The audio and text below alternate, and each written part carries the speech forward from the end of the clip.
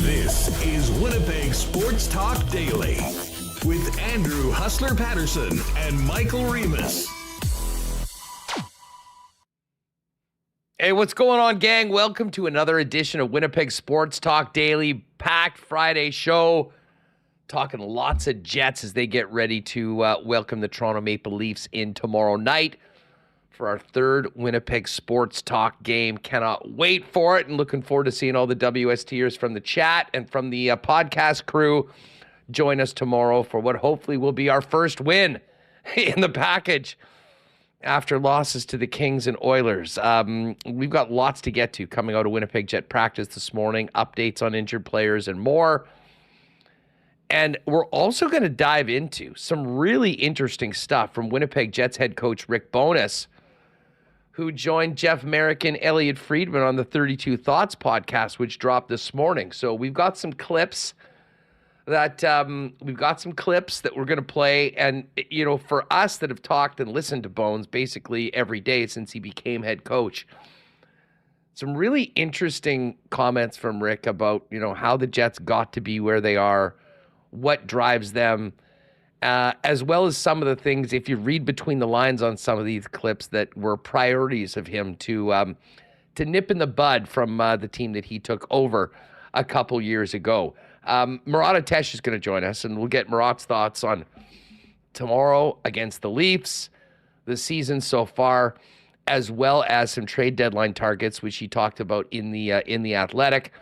And hey, it's championship weekend in the National Football League. I'm rocking the Kingdom shirt, and we'll talk to Hacksaw, get his thoughts on not only the AFC and NFC championship games, but Jim Harbaugh going to the Chargers, and no seat apparently for Bill Belichick, which is somewhat shocking. So Hacksaw a little later on, and you know it's Friday. That means we will be doing a marble race. Hey, quick PSA. Speaking of tomorrow's game, if anybody that is with us on the Winnipeg Sports Talk package, you'll be able to get in early as normal.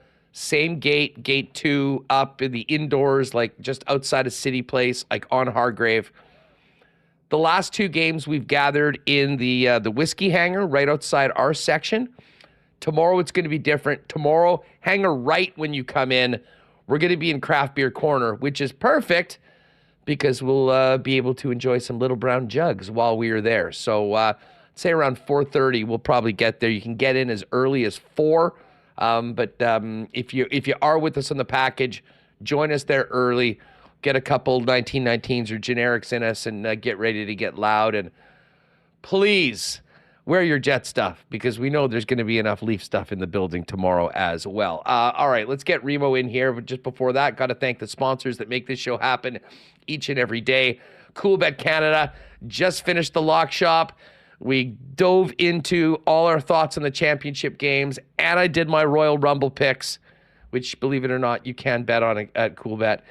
So that's there. Of course, our friends at Princess Auto, Aitken's Lake, Wilderness Lodge, Boston Pizza, Royal Sports, Sport Manitoba, and Manitoba Liquor and Lotteries, Little Brown Jug, F Apparel, Wallace & Wallace, the Winnipeg Jets, Modern Men Barbershop, Canadian Club, and the gang at Manitoba Battery, and lots to get to for a why not question of the day for Not Autocorp at Waverly and McGillivray. Remo, happy Friday.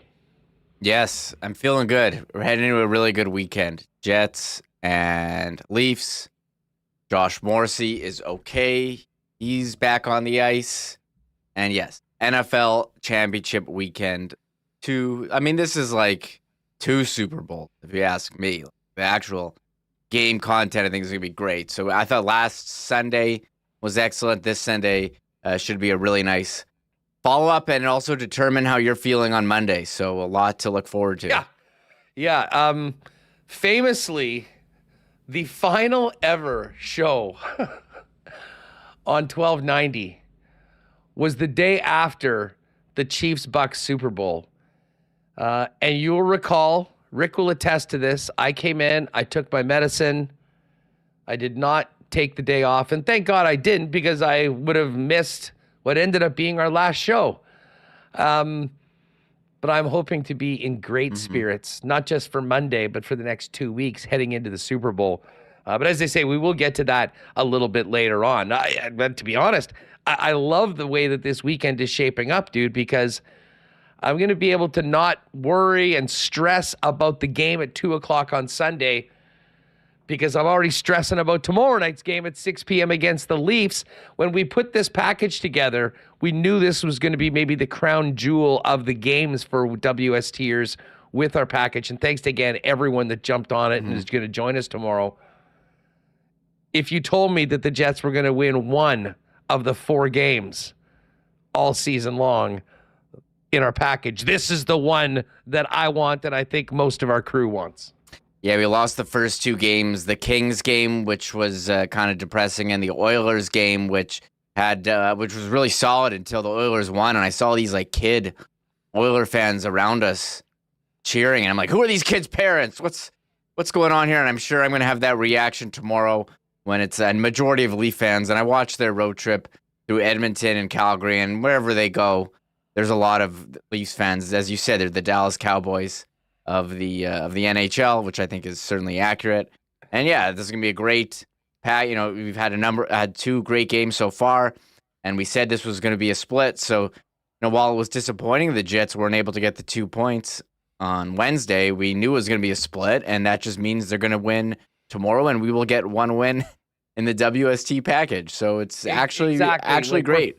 Focusing on the important one, and that's tomorrow night. And listen, if you didn't get the tickets with us in 316 next year, make sure you do. But and you're going to the game, still pop by and say hi. As they say, I don't think you'll be able to get in early, but the doors open for the game, I think at 5, but it might even be 4:30 tomorrow.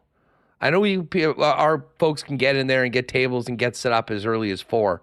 But the bottom line is, if you're in the upper bowl, you're coming to the game. Heck, even if you're in the lower bowl, just come up. I mean, you can go wherever you want in the arena.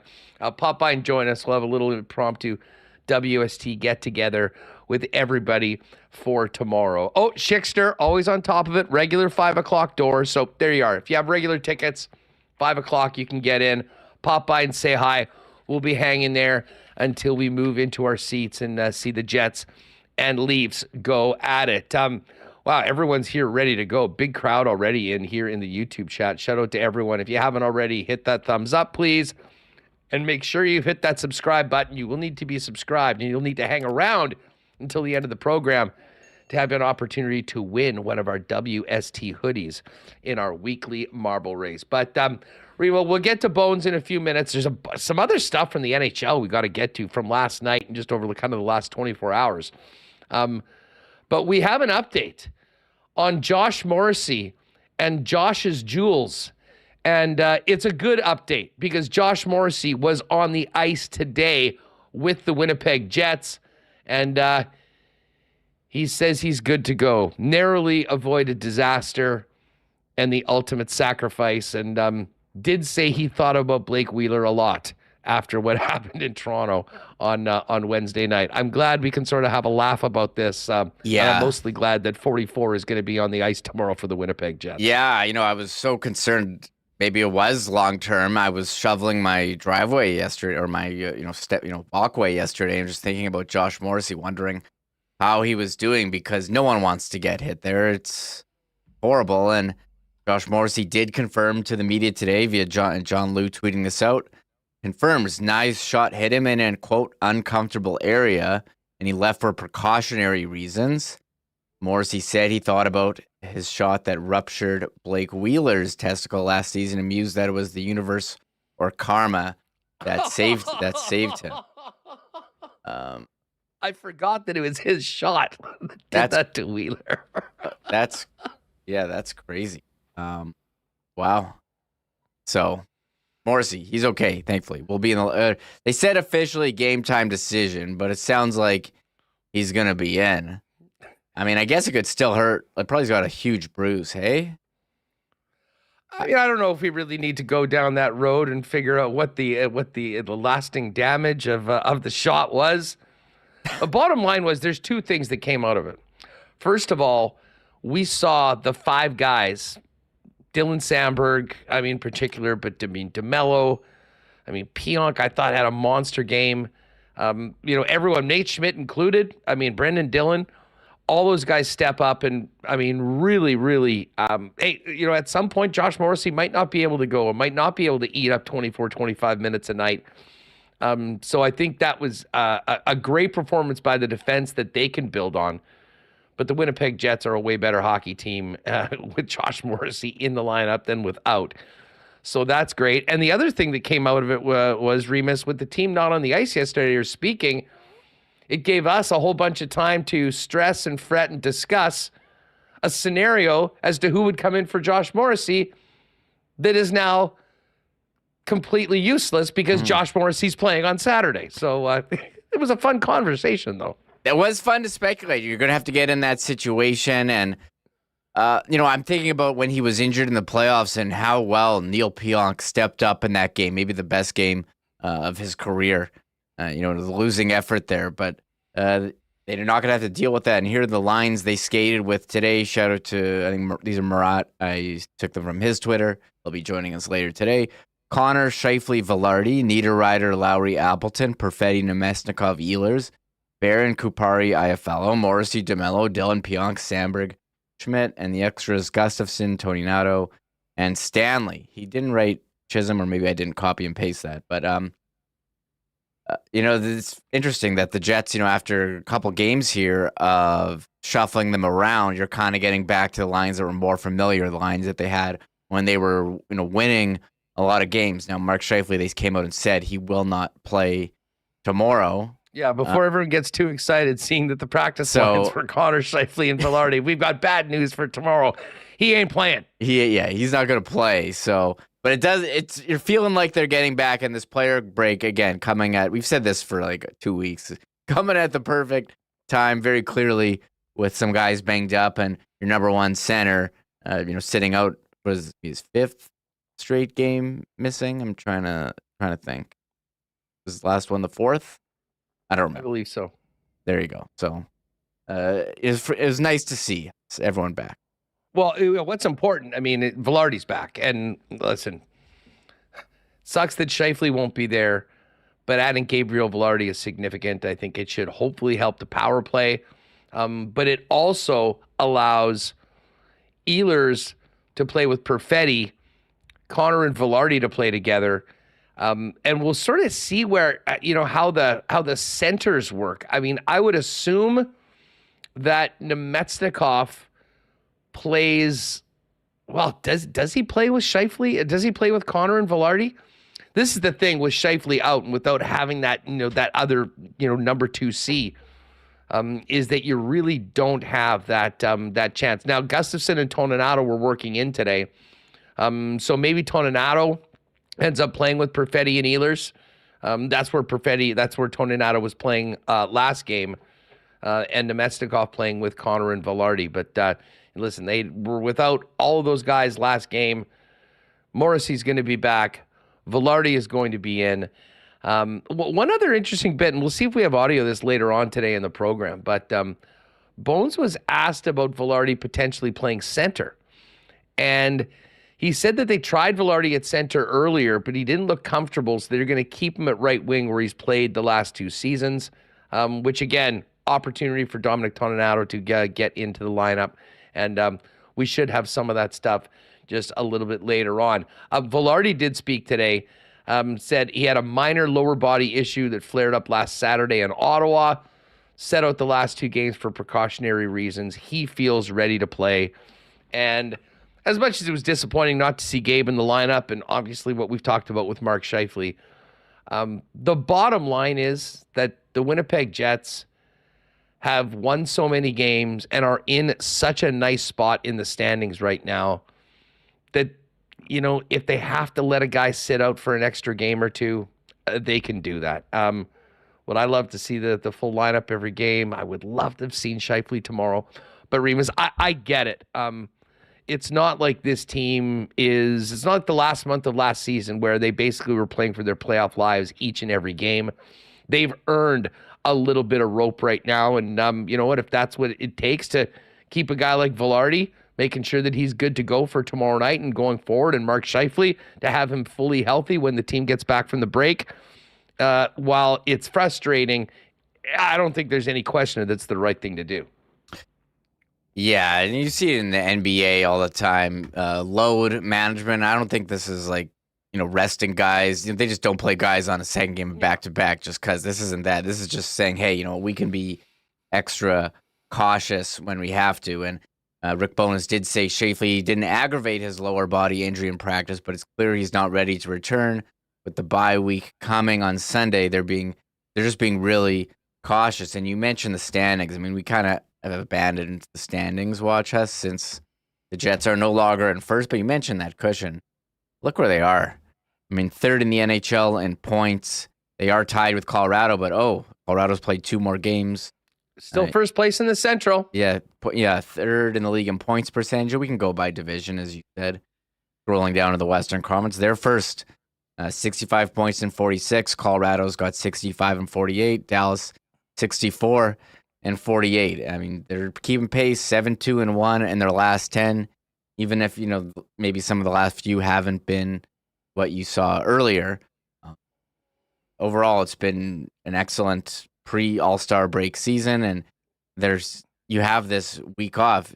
Take advantage if you have guys banged up. And yeah, as you mentioned, Balharry sat out those 2 games precautionary, and he's good to go. Although they said officially Morrissey and Balharry are game time decisions for Saturday, but sounds like they are. And noting also, speaking as if they'll be those playing tomorrow. Those guys spoke to the media today, Morrissey and Balharry. Scheifele did not. Scheifele also stayed on after for some additional.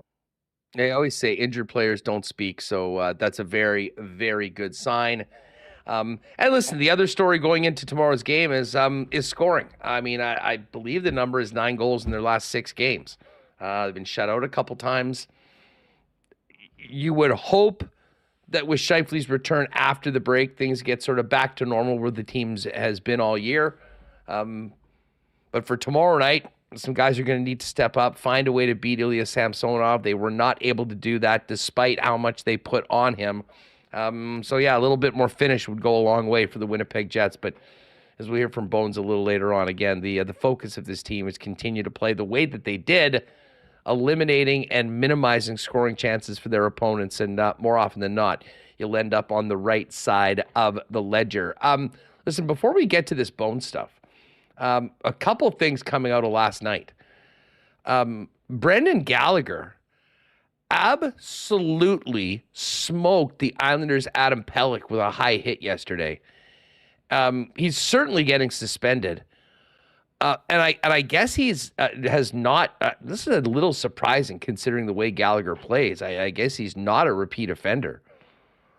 But I'm still stunned that he's just getting a phone hearing from NHL player safety as opposed to an in-person hearing, because I thought that would have been a lot closer to 10 games than 5, considering just how vicious of a headshot that was last night.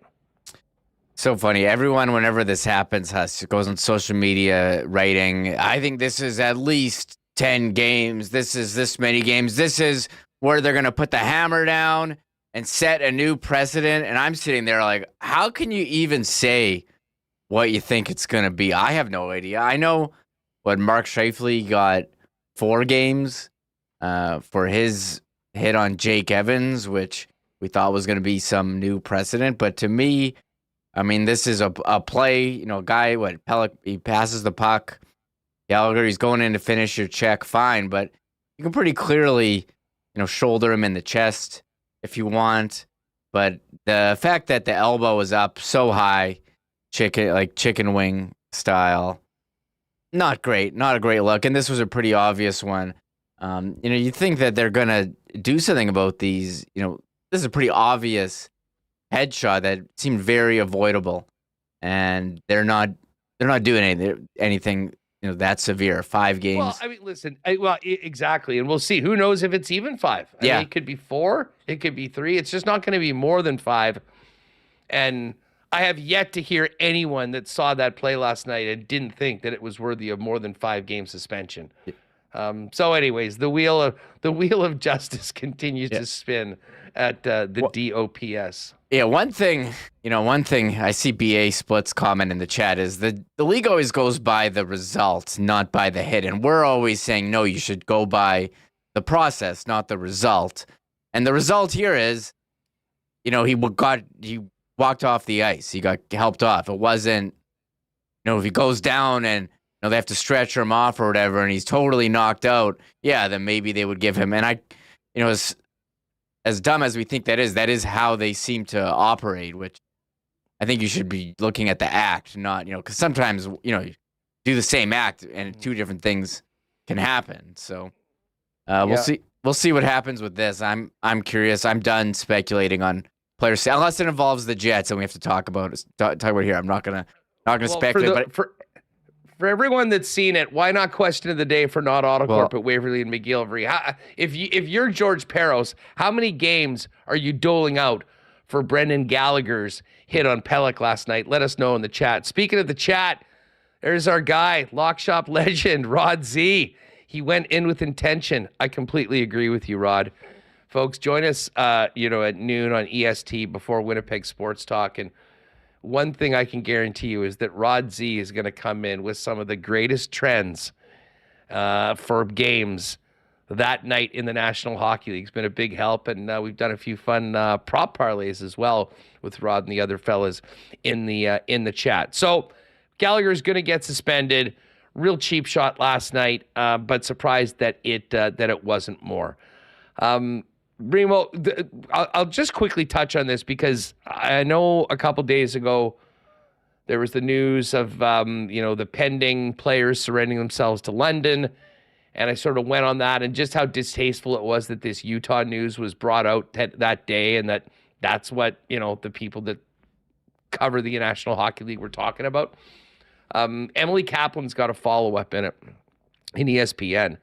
About Utah. And I mean, listen, I think this comes down to it. Utah right now is what the Jets were behind the scenes when it came to the Thrashers. I know everyone's talking about expansion and what expansion is going to get, and they're still floating out this, hey, the NHL, if it's going to be $2 billion, will go to a 33rd team. If you dig into that original release, as poor as the timing was, the key bit coming out of it is the fact that, the Smith Group has said that Utah is ready to host an NHL team right now. That ain't about expansion, folks. That's about the Arizona Coyotes. The patience from, I think, most parties in the National Hockey League for what's happening in Arizona has worn thin long, long ago. And the NHLPA is a big part of this as well, in the fact that, there's a big, big revenue hit right now with the team that's playing at a 4,500-seat building that, frankly, isn't even always sold out.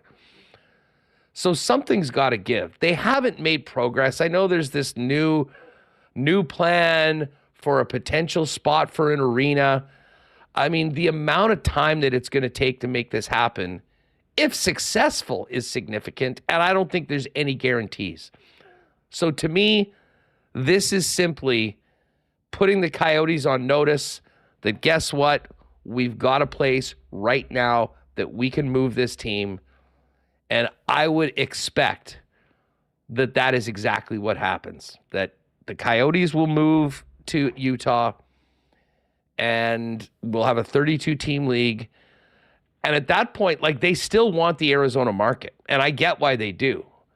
If it takes 2 or 3 or 4 years to get a building and to get a spot, I could see Arizona being an expansion team later on, or maybe have some sort of a deal that they go dormant, this team moves over, and they start in as an expansion team. But I'm not buying as much that this is about the NHL's ready to go straight to 33 teams and we're going to have another expansion draft, as much as putting the Coyotes on notice and potentially creating the path for Utah to be ready to take on a team on relatively short notice.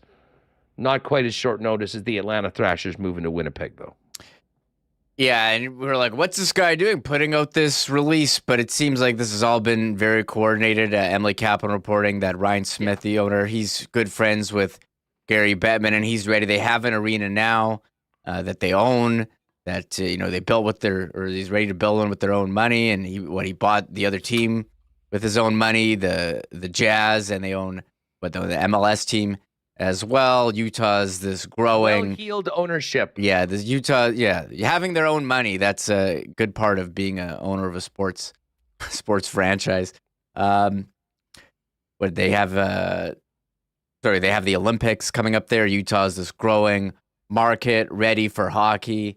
So I saw this story from Emily, and she's putting out there, I'm like, wow, I guess they are going to get a team. And the report was, okay, if they get an expansion, Vegas paid $600 million. Vegas was $500, Seattle $6. And the next one, well, they put some crazy ransom, like $2 billion. Like, yeah, how do you say no? How do you say no to that if someone's like, yeah, we'll give you $2 billion for a team? So one way or another, it's going. But I agree, we're on Arizona watch. It seems like progress hasn't really been made on their new arena location. We'll see. I think it's time to pull the plug and bring. And if they do, this is why we're interested, because then maybe they'll let Salt Lake start fresh and give the Jets back their 1.0 records. We'll see. The Salt Lake gets the Coyote records. Yeah. Like from 97 on. And the Winnipeg Jet records get returned to Winnipeg. They got to do it. And the Winnipeg Jets. And like whatever, if we want to keep the Thrashers records as a part of it, fine. But everything that happened when the Winnipeg Jets were playing in Winnipeg needs to be part of Winnipeg Jets franchise history. And I know it was a different franchise, but that's the way I would like to see it. I would like to see it end up. So anyways, there you have it. That's the local tie-in. This is about the Coyotes. This is less about, it's all about money. There's a lot of it waiting in Salt Lake. But if I had to make a bet right now, that's the way I see things happening in a year, and potentially next year.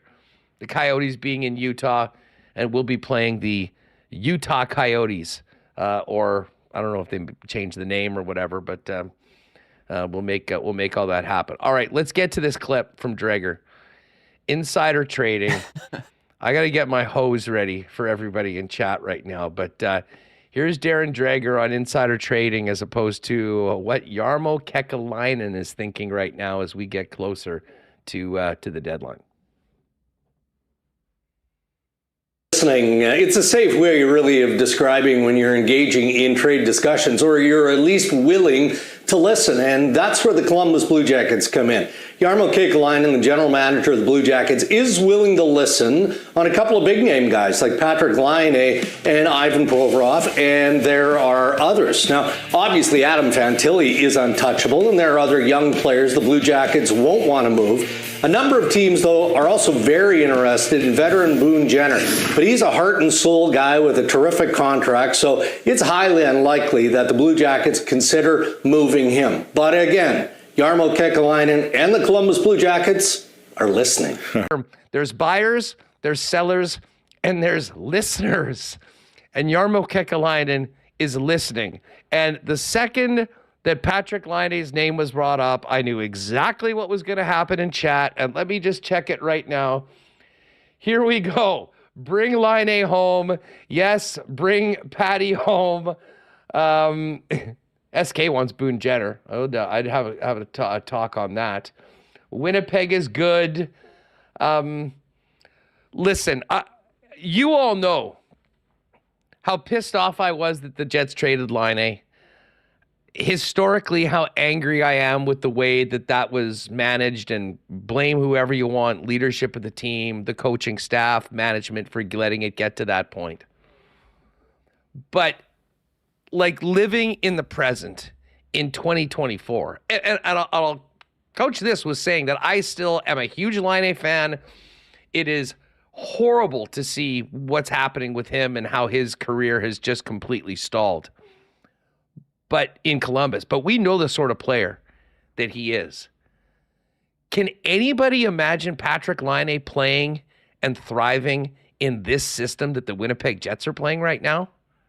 Like, I'm sorry, that is a hard no for me. Never mind the fact that his cap hit is so significant that, I mean, even making a deal like that and fitting him in to the Jets cap structure without sending out a real significant player that's making some money would do to it. I don't know where you are this on Remo, but I mean, I get the love for Laine. I have it. But I mean, I don't spend much time talking about this as much as, you know, in theory, would Patrik coming back to the Jets at some point during his career be awesome and would I love to see it? Yes. But this is a first-place team that has built a foundation of real strong 5-on-5 play, defensive awareness, the work, all things that, as much as I love Laine, what he brings to the table are not really him. That being said, I certainly would love to see him on our power play. Oh, man, the Jets power play that's been struggling. Yeah, Laine would look great, but, you know, and Laine's struggled this year, 6 goals in 18 games, 9 points. But you look at the salary, and it's just it's just not going to work. There's no way. Like, yeah, we're still all Patrik Laine fans. I think a lot of people are. You know, brought you to your feet in Winnipeg. There's still a lot of jerseys, maybe because you can still find them for $20 around. They made so many of them. He was so popular. But his salary is 8.7. It doesn't fit within the Jets, so it's a no-go. But every time he gets mentioned, there's so many people saying, bring him home, bring him home. How good we look on the power. We need that shot back. It's not going to work. There's no way. So it's fun to dream, but I can't see it happening. Yeah, I mean, it's just simply not possible. And again, like, I don't know enough about, I mean, there are still a bunch of guys here that were there when all that stuff went down, in particular Mark Scheifele and Kyle Connor. I think we all agree Scheifele's in a very different place now than he certainly was the last couple years. But, I mean, that was when, like, just this team has played so well. The room is so good right now. And I'm not suggesting that would change it up. But, you know, having a guy that had been here before with that personality, although I do think that if he got another chance to go to, whether it's a place like this or some other team, he'll be incredibly motivated to move past a nightmare few years for him, really, since he was traded by the Winnipeg Jets and come back. But living in the real world right now, living in the salary cap world, and living in a world where the Winnipeg Jets are the stingiest defensive team in the league, I don't see a fit, and I don't think it's possible. So we won't spend too much time on it, but needless to say, I mean, I love the idea in theory of it, and I would kill to have that guy on the Jets power play right now.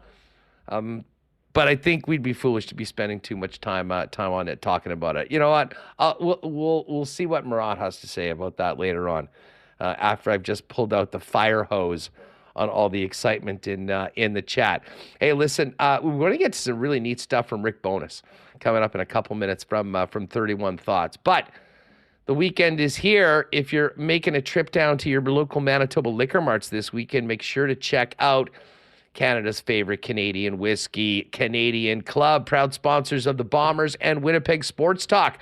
Check out all the favorites, the original Canadian Club, the 100% rye, and the Canadian Classic 12-year-old, as well as limited availabilities left of the Canadian Club Invitation Series CC 15-year-old sherry cask. And we'll have some details for you on Winnipeg Whiskey Festival coming up, and looking forward to making one of those events a little potential WST gathering with very limited tickets available. And I think they're going to give us the opportunity to fill it first with WSTers. So stay tuned for that. And this weekend, and always, enjoy responsibly, especially tomorrow night at the game when things are going to be getting going. Hey, I got to give a shout out to our friends at Modern Man Barbershops with 8 locations in Winnipeg. Modern Man, fellas, has you covered at any of the 8 locations. You need a cut, you need to look good. There's one close to you, including the new locations on Pembina Highway or Plessis Road. Whether you need a haircut, beard shaping, shaves, color services, and more, Modern Man is there for you. You can make an appointment and book your look via modernmanbarber.com and give them a follow as well on Instagram at Modern Man Barbershops. And hey, shout out to our friends at Manitoba Battery, Donnie and the gang. Very excited to be opening up a second location coming up next month in the south end of the city on Dover Court. Of course, they're at 1026 Logan Avenue right now, taking care of the entire city. And one of the ways they do that, you don't even need to leave your home, because with any purchase on any battery, Manitoba Battery will deliver it to you for free inside the city of Winnipeg with any purchase over $60. And when you're purchasing anything at Manitoba Battery, know that you're getting the best prices in town, beating the pants off the big box stores. So stay tuned for new location information. And in the meantime, for all your battery needs at the best prices in town, shopping local, ManitobaBattery.com and 204-787-8383. Hey, I should also mention for tomorrow's game, obviously, if you can get your hands on a ticket, great. Join us. If you came a little late, our gathering spot before the game is going to be Craft Beer Corner outside Section 310, as opposed to the usual whiskey hanger. And should be getting plans to get in the seats for the games on the other side of the break. Saturday, February 10th against the Penguins. The Valentine's Day game against the San Jose Sharks. Nothing says romance like whooping one of the worst teams in the National Hockey League. And, of course, February 20th. And I don't even need to probably tell most of you what February 20th is, but if you don't know now, you know. The return of the Minnesota Wild. Bowness talked about the rivalry with the Wild as well on this 32 Thoughts. Again, winnipegjets.com/tickets for individual tickets, and find out more about getting a package for the remainder of the season, getting back in season tickets with some friends or for your company, and securing the best seats possible for whiteouts come spring and the Stanley Cup playoffs. All right, great to see everybody in chat. Well over 500. Hey, if you're new, welcome to Winnipeg Sports Talk. Hit that subscribe button. Give a thumbs up to the episode. We're here every day, 1 p.m. Central from Monday to Friday.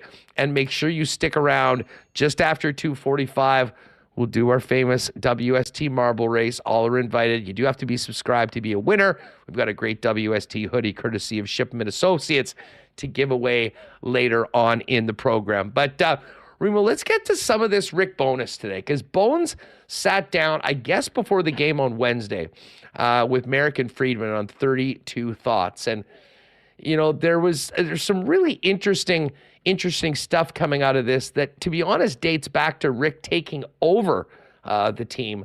But with the way the team has played this year, the way they've come together, the guys that have left, the guys that have come in, there's a lot of interest outside of this market in just how the Jets have done it, especially when you consider what last year's offseason was like, with potentially Scheifele on the move, Hellebuck on the move. Now those guys signed long-term, and the Jets in first place. Here's Rick Bowness on 32 Thoughts on the off-season that was. I talked to all the players last year when I first got the job, but yeah, there's the key guys you have to go to. It started with me with Connor Hellebuck. You're the goalie. What are you seeing in front of you? What do we need to change to make your life a lot easier? Then you have to go to the stars, and it was Mark Morrissey and Mark Scheifele and Kyle Connor, and you got to go to those guys. But you also have to include everyone else. Everyone has to feel they're part of it. Like their roles are all different, but their status has to be the same in terms of what their importance to the team, regardless if it's 10 minutes or 20 minutes. So one of the things which we try to do is do that, and make sure we're getting everyone's input. Everyone feels they have a voice and that we are listening to them. But obviously it's the key guys you've got to get to buy in. If they don't buy in, the rest of the guys aren't buying in. But this year you're watching, our players are seeing Kyle Connor back check hard, Mark Scheifele back check hard, taking hits to make plays. So last year for me, it started with the key guys, but it's also touching base with every one of them to get their opinion, so that they all feel that they're part of the process, part of the solution moving forward. But again, their status, they all have to feel that their role on the team is important. Minutes are different, roles are different. Status has to be the same. A lot of the foundation of this team, with everyone being in, the status being the same, and I mean, very clearly that was not the case for a long time, and that has changed big time. And Adam Lowry's captaincy, I think, is a perfect example of that. Bones talked to all these players. Here's another clip from Rick on the most impactful things that he heard. I would go back to Connor Hellebuck, that all the grade A's that they were giving up in front of him. He had a heavy workload, not just in terms of games and minutes, but the shot volume and the quality of the shot. So we started looking at that. But what I had done before, even speaking to them, was watch a couple of their games and look at their analytics and that just jumped right out at you. Okay, we got to cut down on these slot chances against. We got to cut down these rush chances against. Yes, this team can score, but you're not going to win you're not going to win the playoffs going 5-4, 6-5. It's not. So you got to tighten it up. And but it was more a Hellebuck right off the bat that said, we're giving up a lot of chances right in front of me, and the rebounds and chances off the rush. We'd like to clear that up. So what he said and what I saw in the video kind of matched up with each other. Talking to Josh Morrissey, the D weren't involved in the rush enough. They weren't involved enough. So you watch the video. Okay, they played it. Look, they had great success. So I'm not knocking it. It was just it's different ways to play the game. Okay, we're going to get you more involved. Because I remember coaching against Mo and saying, "Wow, this kid's an elite skater. He's an elite puck carrier. We got to watch him when he's on the ice." And I wanted to turn him loose. And that means you got to let all the D go. You can't say, well, Mo's going, you're not. So now you got to get all the D to buy into that. But it started, that part of the game started with Josh Morrissey. That the first bit of that clip, there's a lot of interesting things that, Rick has turned into reality for this club, to his great credit. But the fact that his first conversation was with Hellebuck, Reem, and that he said, well, you want to make my life easier, you're not hanging me out to dry with all those grade A chances, would be a great start. And it reminded me of Chuck Hellebuck's visit with us a couple weeks ago on this program. Yeah, he mentioned how before he was facing all the, odd man rushes. He was facing so many shots, among the leaders in terms of shots faced. And some, it really shows that when he took the job, he came in with a plan, came in with objectives, and they really accomplished all of them.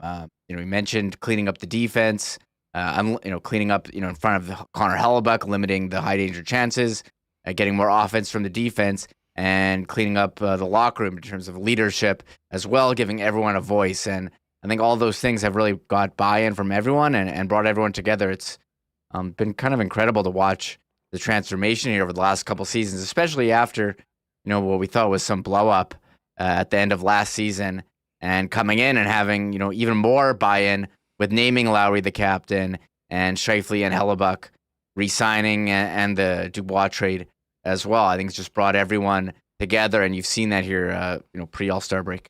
No doubt about it. Let's get to this next one. Hellebuck's a central figure in all of this, maybe the central figure in the Jets' success. Bones talked about what changed Helly's mind about staying after everyone said that he was as good as gone at the end of his deal. I think he loved the trade we made with LA. We have depth now.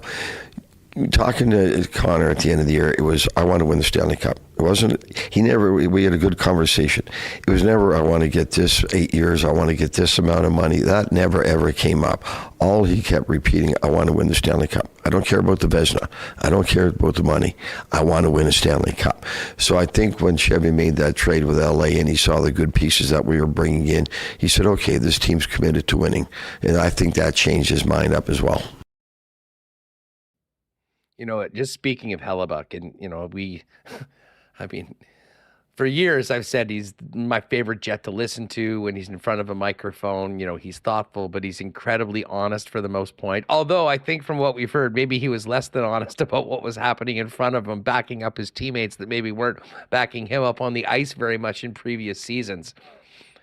But the way he has manifested everything in his life to this point to be the top goaltender in the National Hockey League. What did we hear in the summer? What did Rick just mention?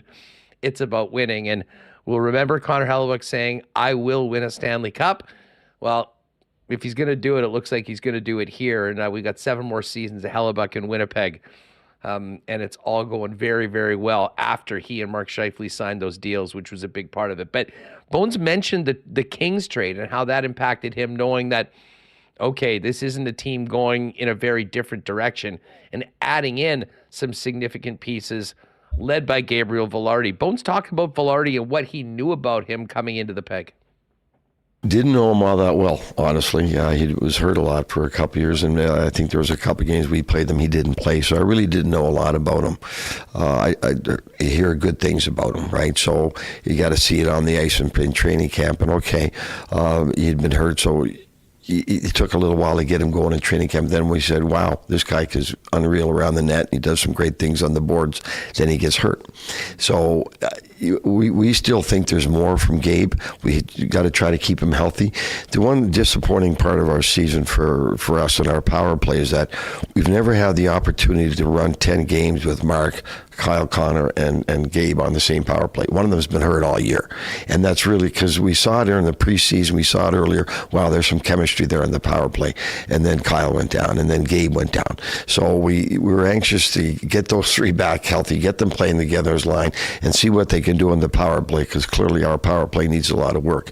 But in fairness, we've never had those 3 guys for a long period of time on the power play. So we're anxious to see what that looks like, because Gabe, to answer your question again, very good in the power play, very good around the net. He's got great hands for a big man, and he hangs on to pucks, and he makes plays, and he takes puck to the net. So we really missed his presence. He showed us what he can do when he's healthy, and now the challenge is to keep him healthy and also to keep Mark and Casey healthy and give them a chance to run and get the chemistry, because they still haven't played enough together over the years, and here we are this far into the season. They still haven't played a lot of time together as a threesome. All right, so there's Bones on Vilardi, and looking forward to getting Vilardi, Connor, and Scheifele all healthy at the same time, and having a good run with all 3 of those guys. Hopefully, improving the power play, which has been sort of one of the issues that still remain with the club, despite everything else that they're doing well. But so much of this comes back to the theme of building a real team. And I think most of us would agree this is as close-knit a team that works for each other than we've seen maybe at any point since the Jets got here in 2011. Bones was asked about, I mean, he was talking about, in the bigger context of the conversation about what the buy-in that he needed from players to him, but more so to each other. And I believe it was Merrick that asked him, what, in his opinion, what is the laziest thing a player can do? And when you hear this answer, I think it'll take you back to the beginning of the first season that Rick Bowness was the head coach. Here's Bones on what's the laziest thing an NHL player can do. Long shifts, just staying out there hoping for one more chance to go for a rush, because that's when the bad line changes. That's when the bad, you're spending too much time in your D zone. That's when the turnover started. When players start taking extra long shifts to go, we may have a chance to score here. That leads to so many problems. It also disrupts the line flow and the chemistry of your next lines, because somebody might be out there for a minute and the next 2 guys are sitting there waiting to go, and now their line mate's out there. He's coming off. Now we're going out with someone new. So for me, I always put a lot of focus on the line shifts and making sure that they're not extended, because even last night in Boston, we had 2 shifts in our zone that were probably a minute and a half, and it was we just didn't get the puck out. So now we're spending time in our zone, but we had 2 different guys from 2 different lines out there. Well, it screws up the rotation, and someone's missing ice time while they're out there that long. So for me, I always kind of focus on the length of the shifts, and if I see a guy trying to go, I'm a little tired, but we might get a chance here, I'm going, that stuff drives me nuts. All right. Well, it drove him nuts right off the bat. I mean, I think we all remember the way Rick Bowness called out his top players for those extended long shifts early on. And that was something that Bones addressed immediately when he became head coach, and certainly has seen more buy-in. But there's an interesting bit later on this topic where Bones gave us a little bit, I mean, not mentioning who the players were, but he talked about teammates getting frustrated with lazy play or long shifts. Listen to this. We get frustrated. Their teammates get frustrated with them as well. And we did have an incident last year on our bench between periods, or not on the bench, but on our team in between periods, that somebody went after someone else about the long shift because he's missing minutes and he's missing time with his line mates. So that was addressed with the players, because after I had addressed it on the bench, it was also followed up in the locker room, which is good, because now your players are taking ownership of how you want to play. Yeah, so a little neat behind the scenes from Bones, and then he kind of followed that up with, as a coach, when to step in between two teammates. We would let it settle down and then pull them both aside and talk to them, which I did after the game. This is what happened. First of all, I responded, and then the player that was sitting on the bench waiting to get out there responded, and then you got to let the emotions calm down a little bit, and then I dealt with it right after the game, because you don't let those things dwell. And I brought them both, not sit together, but one-on-one, and said, this is what happened, I'll take care of it, and this is what happened, we'll fix this. So, because I addressed it first on the bench, and the player followed up on it, and then so I just had to clean it up. An in-dressing room follow-up from the player. And listen, I'm sure that stuff happens all the time with all teams. It's just the sort of thing we don't really hear about. We never hear talked about. So it was quite an interesting piece from Bones today on 32 Thoughts. Reem, let's go to the last one, just because we've talked a lot about the room overall, the atmosphere of this team, how they have been playing together. Bones talked about the room getting better in the wake of the Dubois trade that happened last summer. Doobie made it very clear that he wasn't going to sign a long term. Yep. So you start talking about that a lot. The players know he doesn't, he wants out of here at some point. So, and when that's dealt with the way Chevy dealt with it, and we're bringing in good pieces, it goes back to Connor. Like, we're committed to winning here. Everyone that's here wants to be here. To me, and then that's just, again, it's all about the buy-in, right? You can't have one or two guys, I want to get traded, I want to be out of here, and say, okay, we're all in.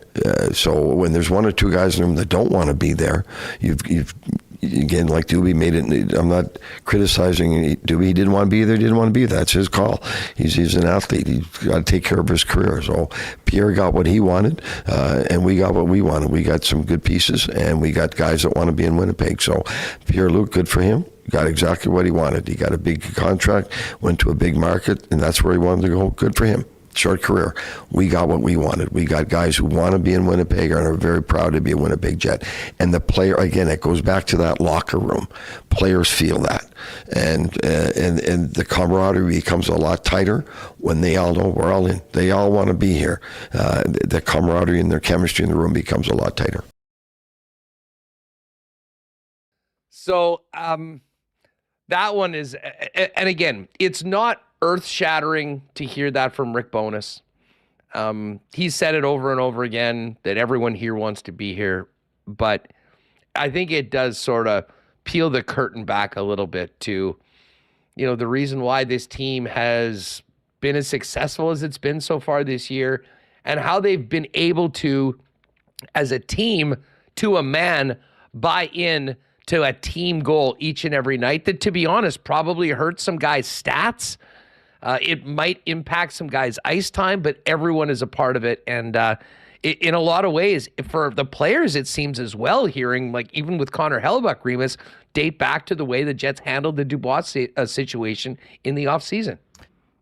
Yeah, it does sound like everyone knew that, like, hey, this guy, it's like when you have a coworker who's, like, ready to leave for his next job. You feel like he's not committed to the current cause. As much as he said that he was, and he played hard, it was pretty clear that he was just looking ahead to the next stop, and was something they needed to get cleaned up in the offseason, and they did. And as he said, they have players that want to be there, that are committed to the system, and committed to the team. And I think that's gone a long way, and you can certainly see it in the on-ice results.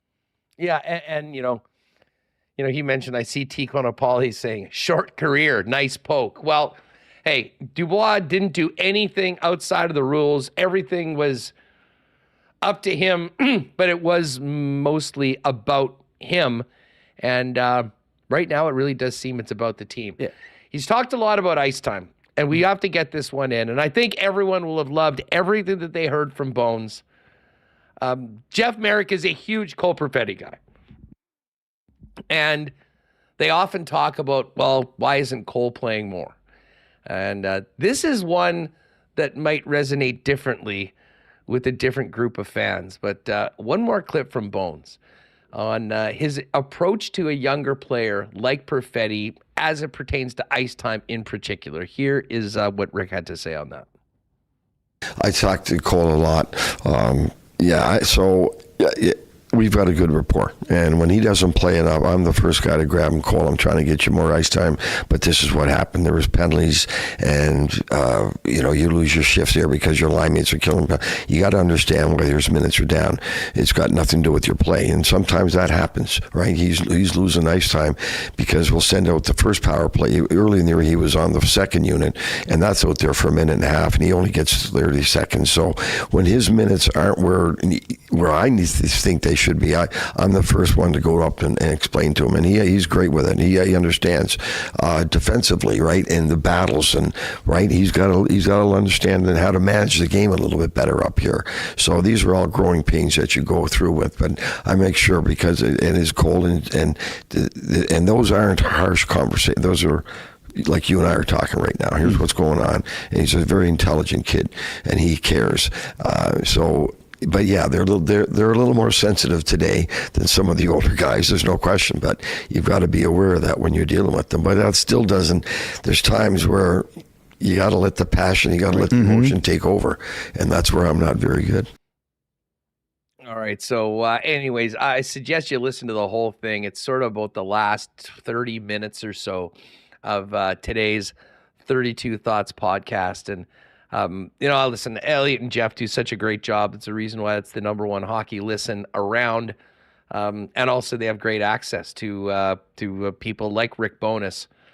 But it does speak. I mean, this is the second time Bones has been on with those guys. The first one was really good. It was obvious that they really enjoyed this one.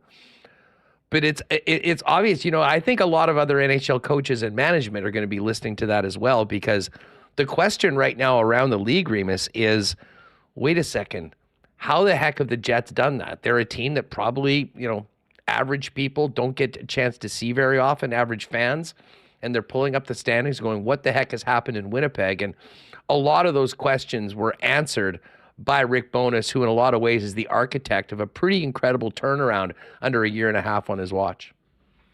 Yeah, and it's amazing how things may have changed if Scheifele and Hellebuyck don't re-sign. There's a nice conversation you had with Brian Hayes. They get a great return in the Dubois trade.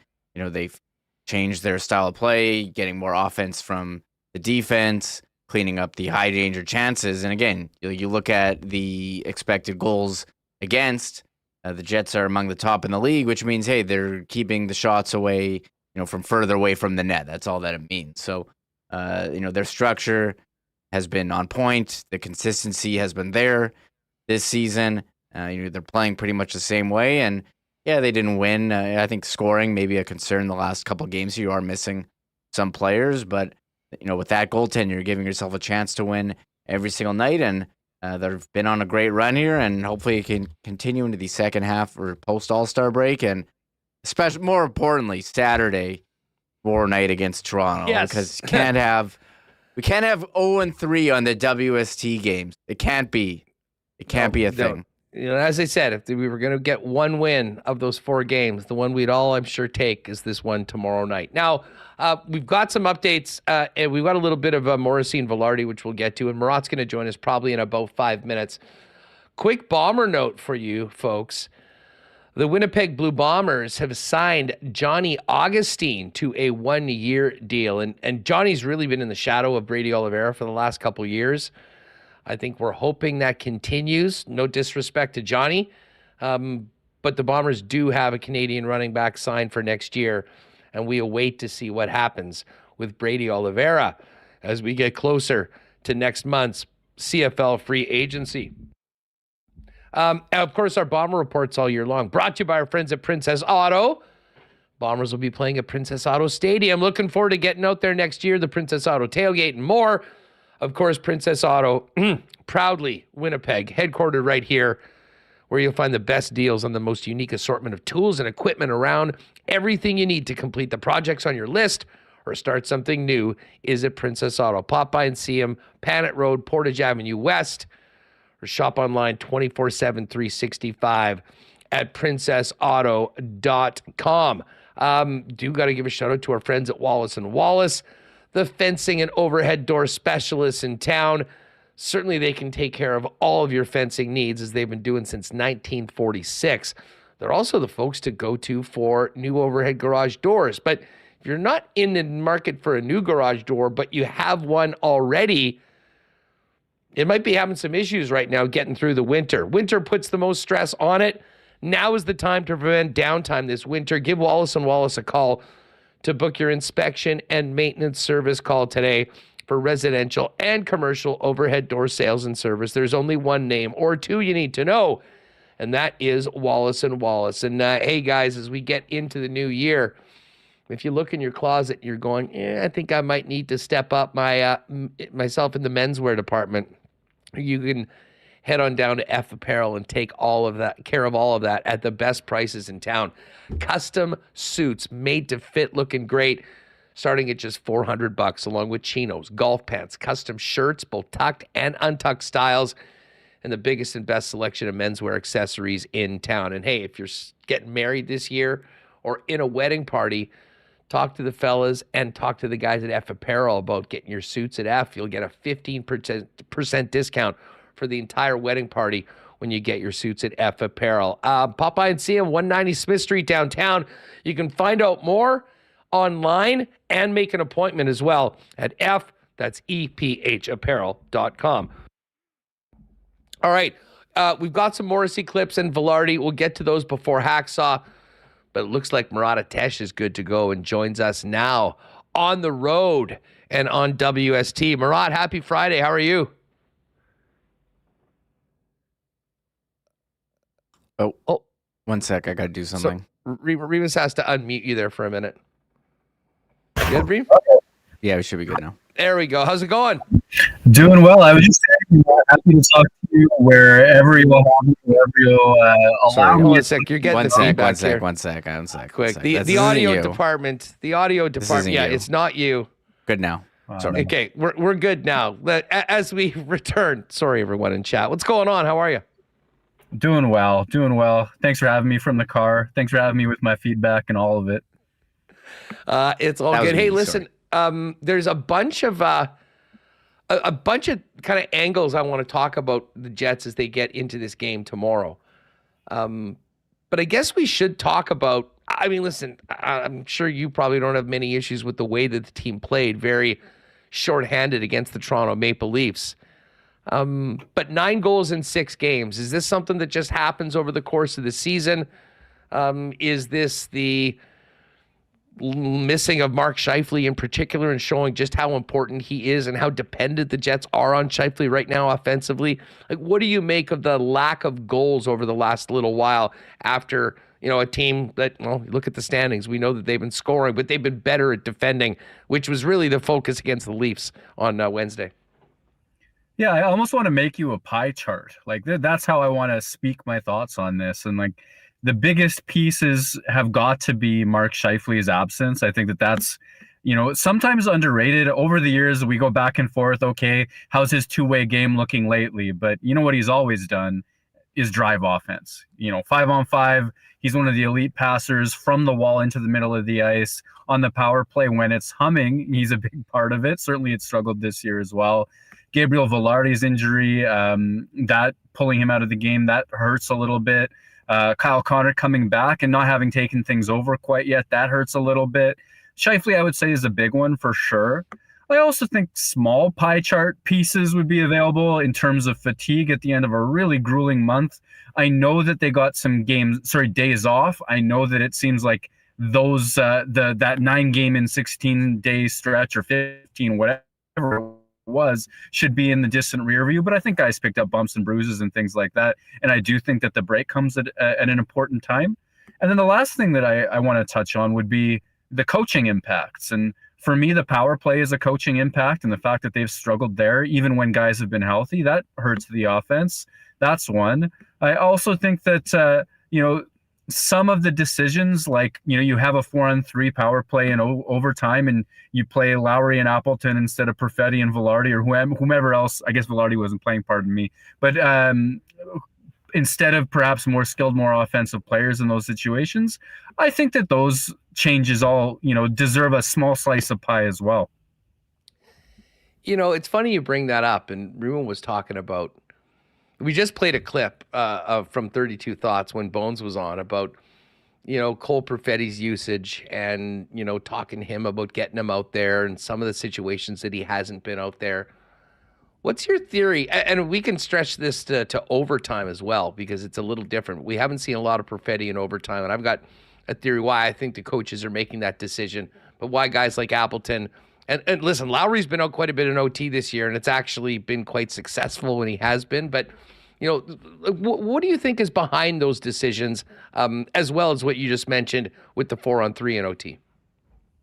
Well, I think an NHL coach has a number of moving pieces to juggle at any given time. And I think that in the decisions that they make, you get to know a sense of what their number one priorities are. And I think for Rick Bowness, his number one priority is getting his big dogs, and that's the Mark Scheifele line when it's healthy in whatever format that it exists in.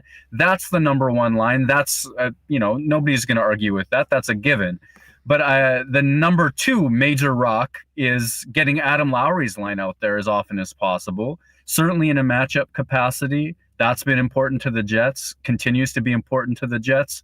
I also think that all that offense that they generated for that month or so earlier on in the season kind of earned this sort of belief from Bowness that, you can put them out against anybody and they dominate. So I think that those are your number one and number two Winnipeg Jets lines. And I think that Cole Perfetti has often been on that secondary scoring line, you might call it, whether it's been with Nikolai Ehlers at times, Nemestikov at times, Iafallo at times. It's the line that comes out third most importantly. And that's if everything is pure 5-on-5. If there's penalties to be killed, well, those other guys get minutes. And then when it's their turn at 5-on-5 and they need a rest, Cole Perfetti doesn't go on at the same time as them. Late in games, Cole Perfetti doesn't go on in certain situations when Bowness prefers that, the bigger players, whether it's Appleton or whether it's Morgan Barron, like he said on 32 Thoughts, there's a player type that he prefers as well. And for me, it's just very clear that of all the various things that Rick Bowness juggles, he sees that secondary scoring line is at least third most important, if not a little bit further down the list. Is he right? I mean, for me, when you look, there's two schools of thought here. And for me, I see people point to the charts, point to the wins above replacement, point to the stats and say, well, Cole Perfetti's one of the best defensive players in the NHL. And I think they've gone a little bit far with that. That's my opinion. When you shelter a guy that much, there is an impact in the numbers that you get from it beyond what the estimates and the regression of the models convey. I don't think Cole Perfetti is an elite defensive player in the NHL compared to other elite NHL defensive players. However, if you're still getting that impact from the guy, there is room for more minutes. There's plenty of room for more minutes. I think he's in a situation with the coach's trust right now where if he makes 9 out of 10 exits at his blue line perfectly, because he's got such a high hockey IQ, because he reads the play really well, he makes decisions quickly, and he's not afraid to eat a little bit of a check to make that play. And then the 10th one gets stuffed. I think he's still in that category in the coach's minds where, okay, well, now we got to talk about that. That's a defensive miscue. Whereas if Kyle Connor makes that mistake, if Mason Appleton makes that mistake, it's like, oh, that's okay. We know we know who that guy is already. And that's the part that I don't think is quite right. I think that there is time and room for more second line or secondary scoring line minutes, and Cole Perfetti is probably bearing the worst impacts of that. When it comes to overtime, and again, we're talking about 3-on-3. This is not going to matter in the playoffs at all. But, through the regular season, it's something that pops up. And you know what? Remis brought it up, after the game against Toronto. Is it weird that we don't see Cole Perfetti? I think it goes back to what the Winnipeg Jets and what the coaching staff is trying to accomplish. Now, obviously, you want to accomplish a goal. To have the puck, you have to have the goal. I think there are concerns with just his speed when it is so wide open and you're going up against the biggest, most talented, fastest players on the other teams. But I'm also interested in your perspective on it because, Murat, I kind of feel like when they go out and why you see Lowry out there and even an Appleton out there at times, it's less about the guys that make the most of the scoring opportunities, but more about the guys that'll be able to potentially win a battle, to not lose the puck, to gain possession, and maybe just eat up clock until you are able to get Kyle Connor or Nikolai Ehlers or Mark Scheifele out there. Where are you at on all of that? You know, I've talked to people who think that that's the case, who think that that's exactly why it happens. And so I don't think you're far off on that. The idea that it's almost as though Lowry and Appleton come over in 3-on-3 overtime situations to kill clock until the guys that Bowness trusts to finish things off can get back out there. I struggle with that. I need to see some really compelling evidence that you can win a game 0-0. Like, I understand that puck possession is necessary. I absolutely do. But even in OT, it does change hands. You can win a draw and lose the puck. What happens after that draw is also important. And I see, you know, the Cole Perfettis, the Gabriel Villardis of the world as smart enough with the puck that what's going to happen in that ensuing 3-on-3 play is probably worth at least as much as that draw. If not, have that faceoff get won and then have them get out there anyways. I don't think you can win 0-0. I do see, like, if somebody can put the math in front of me and make the compelling argument that Lowry and Appleton are so good at making sure that no one scores, that Scheifele, Connor, whomever can then finish it. Like, I don't think the math supports that, the same way that I don't think the math supports waiting until there's 30 seconds left to pull your goalie anymore. At some point, you have to understand that it's more important to create than to not be created against. And I think that's a math problem that emotions get in the way of sometimes. Now, we'll have plenty of time to talk about this on the player break next week as we look ahead to the deadline. But, folks, if you haven't read it already, get over to The Athletic. Murat's got a piece on the upcoming deadline, and it's Winnipeg Jet trade targets, 6 ambitious non-rentals who might be available. My question for you, Murat, is based on the Winnipeg Jets, where they're at right now as a team, the farm system, the prospects that are coming that potentially will be NHL ready in the next little bit. Has the Jets always seem to be teams that wanted to get players with term. Does it make more sense this year to go for rentals that you're not on the hook for their salary next year, even if they're strong players? Has that changed in your opinion, as opposed to previous years and previous deadlines? I think that would be kind of like a 1B priority or a number 2 priority for me if I'm thinking on the Jets' behalf. I think number 1 is the fit and the impact, and their belief that this player is going to come in and be able to play that, what Rick Bowness calls Winnipeg Jet hockey. And if that's a 1-year player, like, if Lindholm somehow drops to the Jets or becomes available, I think you can believe in that player to fit right in on the second line, win faceoffs, play defensively responsible, and create offense.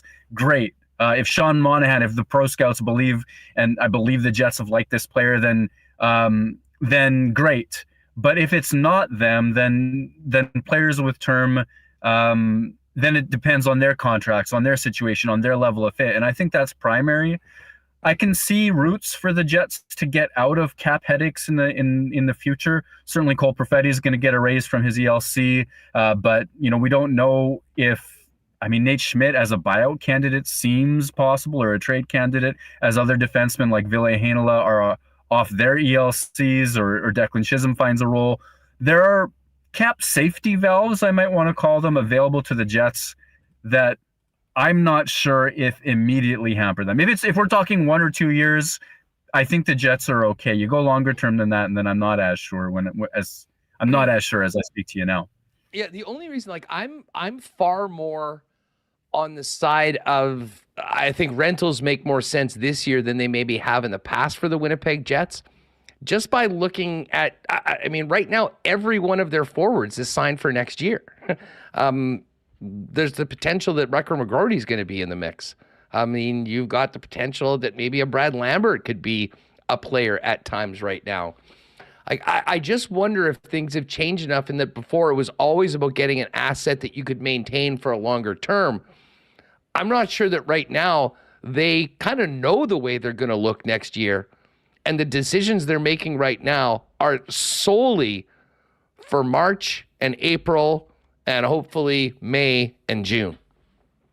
Yeah, I mean, how would I say this? This is working. This is effective argument, I think, because I see what you're saying about the Jets forward group, and the idea. I guess the idea would be that compared to last year, the key cogs are known and they're in place. Like Scheifele is signed, Dubois is gone, Wheeler is gone. You can go down the list. They got the extensions for Nemesnikov, for Niederreiter, who they acquired. I guess I see what you're saying, Huss. Like I really do see that argument. I think that my ultimate belief is get good players, keep good players.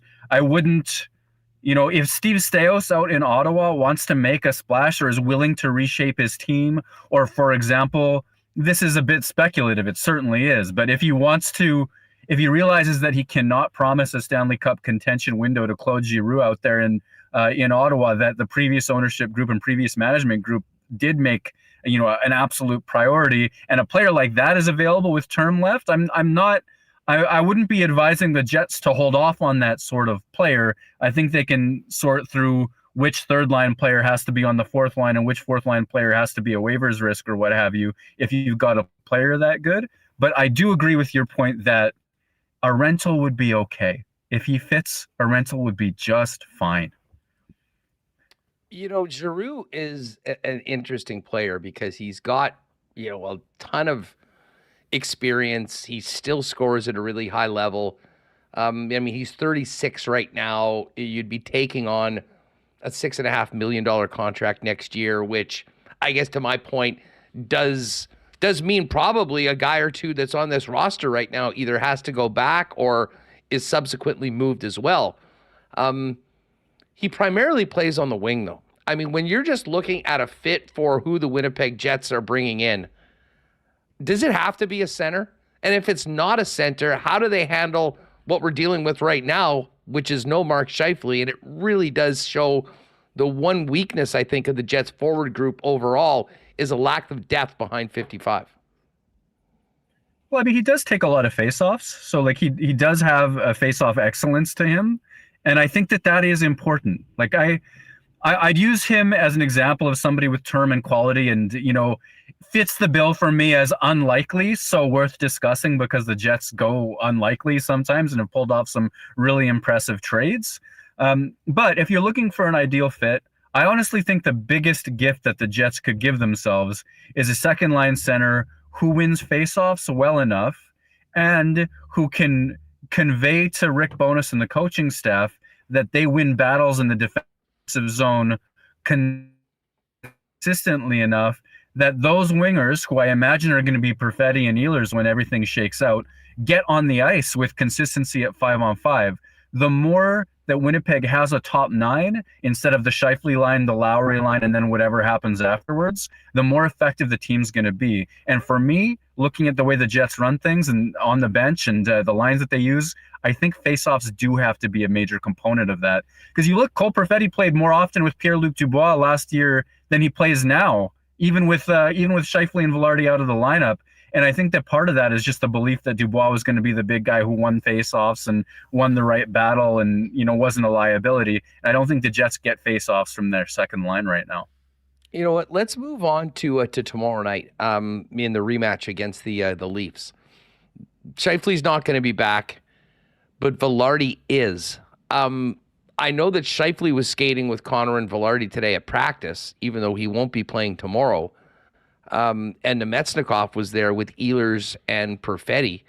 How do you see things shaking out tomorrow line-wise? And is Toninato just moving back in between Ehlers and Perfetti, leaving the Lowry line together, who was there together, and I would assume will be playing as a group, and have Vlad in between Connor and Velarde?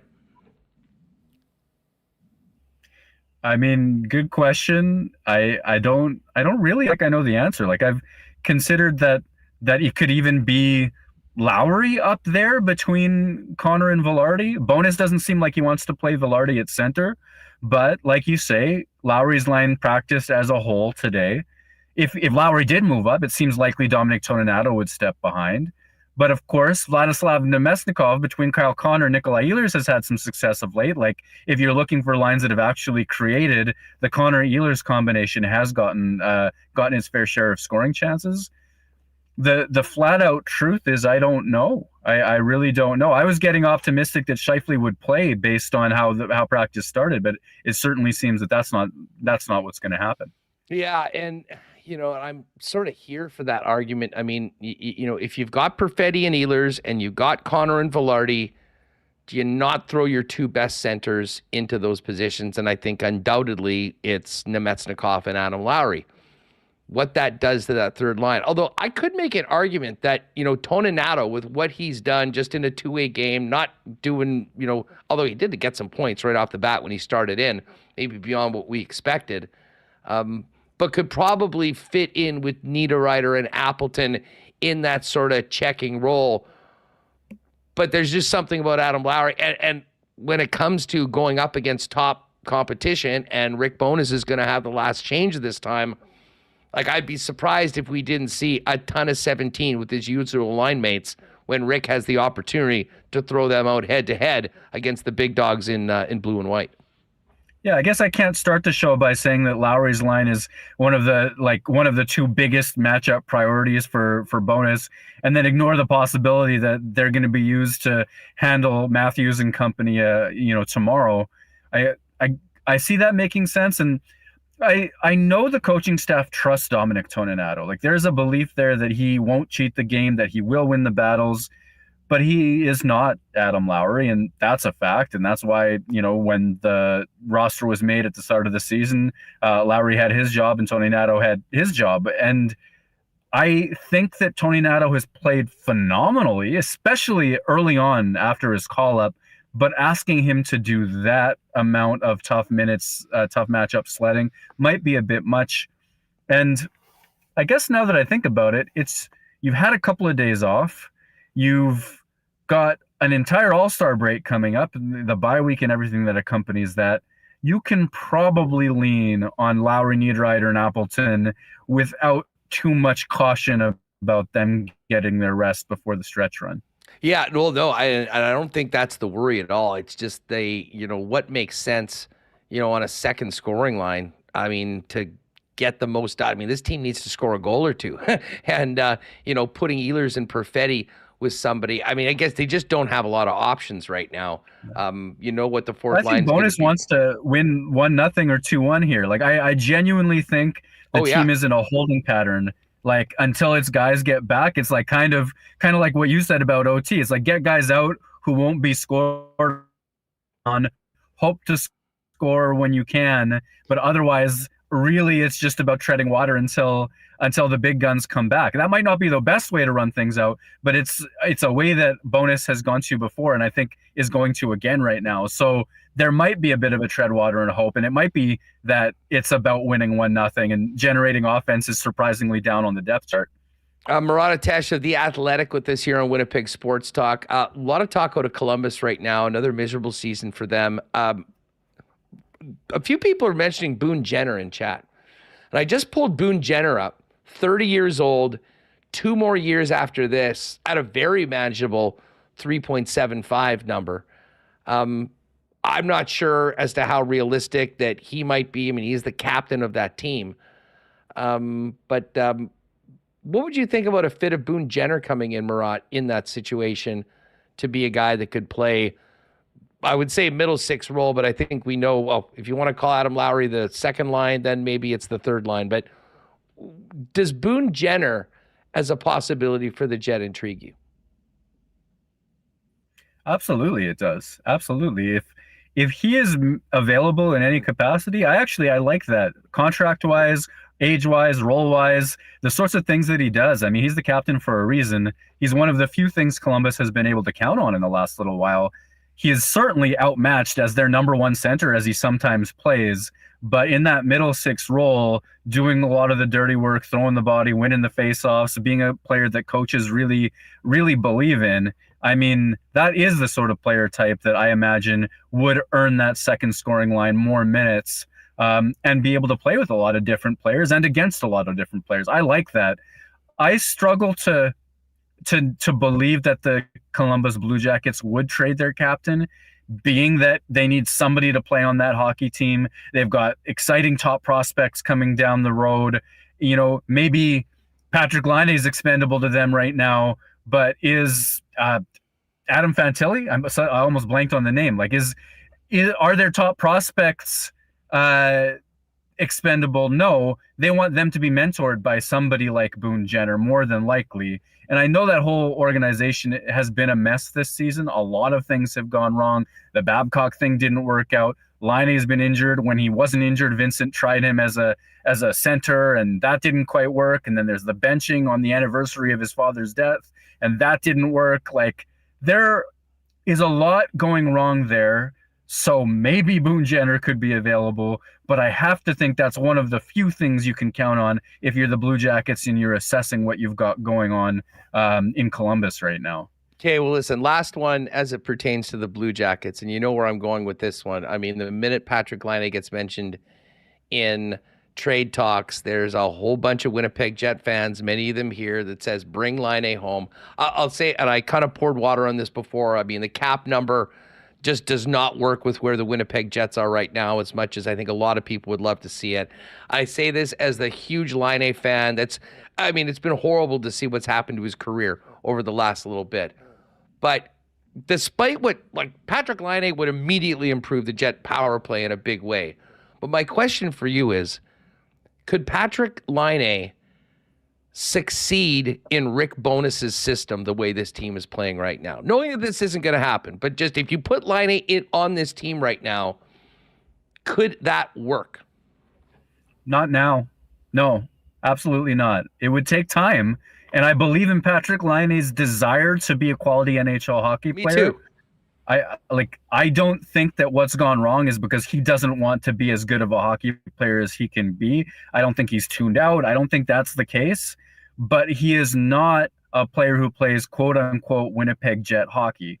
And if you look at what Winnipeg has gone out and gotten at the trade deadline last year in Niederreiter and Nemesnikov, guys who are going to play the 200-foot way, they're going to play goal line to goal line, they're going to back check so hard that defense can stand up, and then they'll continue that back check all the way to that far post. They'll play great weak side winger defense. They'll play good strong side winger defense. They win battles. They do all of the things that this team excels at this season. That was a reason. There were reasons and skill sets that the Jets were after players like that. Patrick Laine doesn't check those boxes.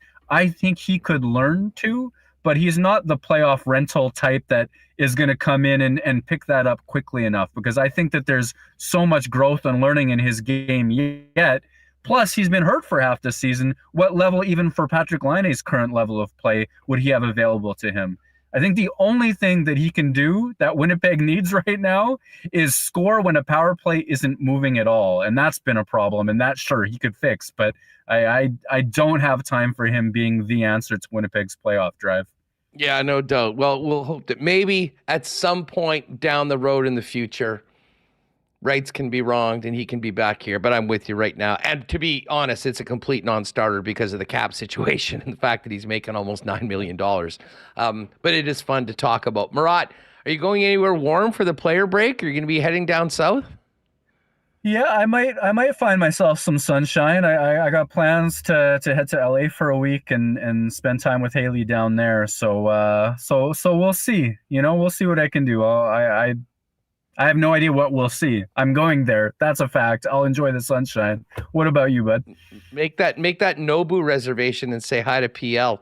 Yeah, I'm actually going away for a little bit in February, but we'll be here. There's going to be lots of fun things to talk about next week, kind of as we have a little bit of a break from the day-to-day grind and look at the big picture in the NHL. And certainly focus more in on potential trade targets for the Winnipeg Jets as we get closer to the 8th of March. Have a great weekend. Hopefully we'll see you down at the rink tomorrow.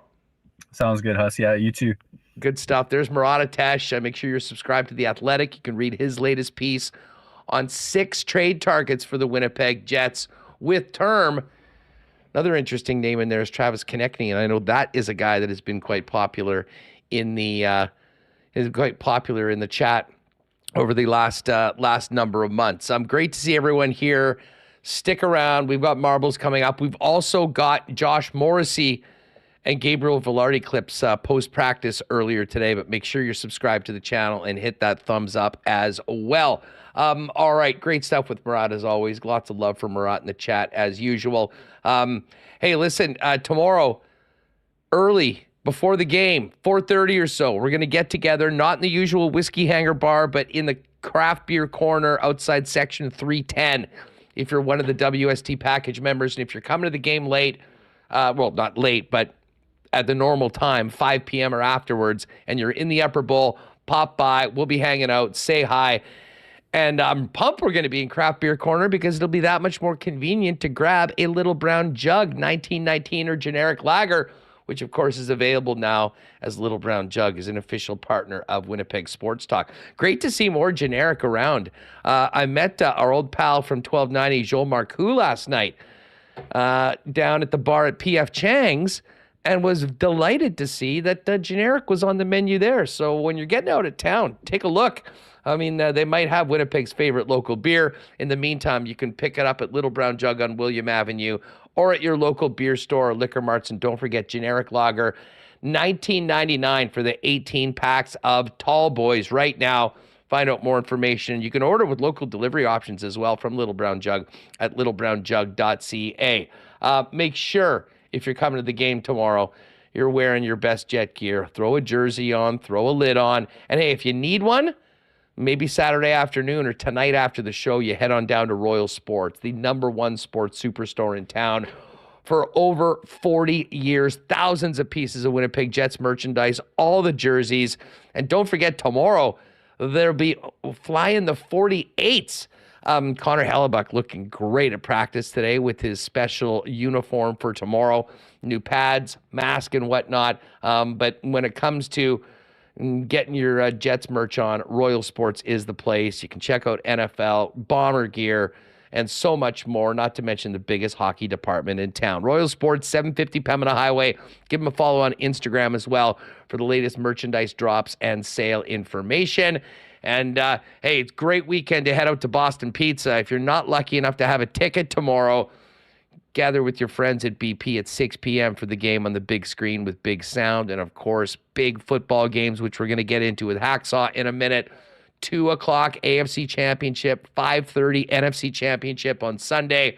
Football, hockey, schooners, world-famous BP wings, gourmet pizzas. What could be better? Do it at your local Boston Pizza this weekend. And hey, if you are staying at home, you can always order online at bostonpizza.com. And just before we bring in Hacksaw, shout out to our friends out at Aitken's Lake Wilderness Lodge. I know it's snowy right now. Spring will be here, and the next thing you know, it'll be summer and we'll be out on the lake. If you are considering whether it be for personal or an amazing business outing with top clients or management, Aitken's Lake is the Aitken's experience will be all that you need. And as great as the fishing is out on the lake, the hospitality of the Terrence family and the Aitken's team is that much better. Find out more information and booking availability at aikenslake.com or hit them up on Instagram or Twitter at Aitken's Lake. All right, we will have something from Josh Morrissey and Gabriel Balharry before we do marbles. But let's get right into it and welcome Lee Hacksaw Hamilton in on the 2 days away from championship weekend. Hacksaw, great to have you on the program. And by the way, did you enjoy the Winnipeg Sports Talk raid yesterday of your show?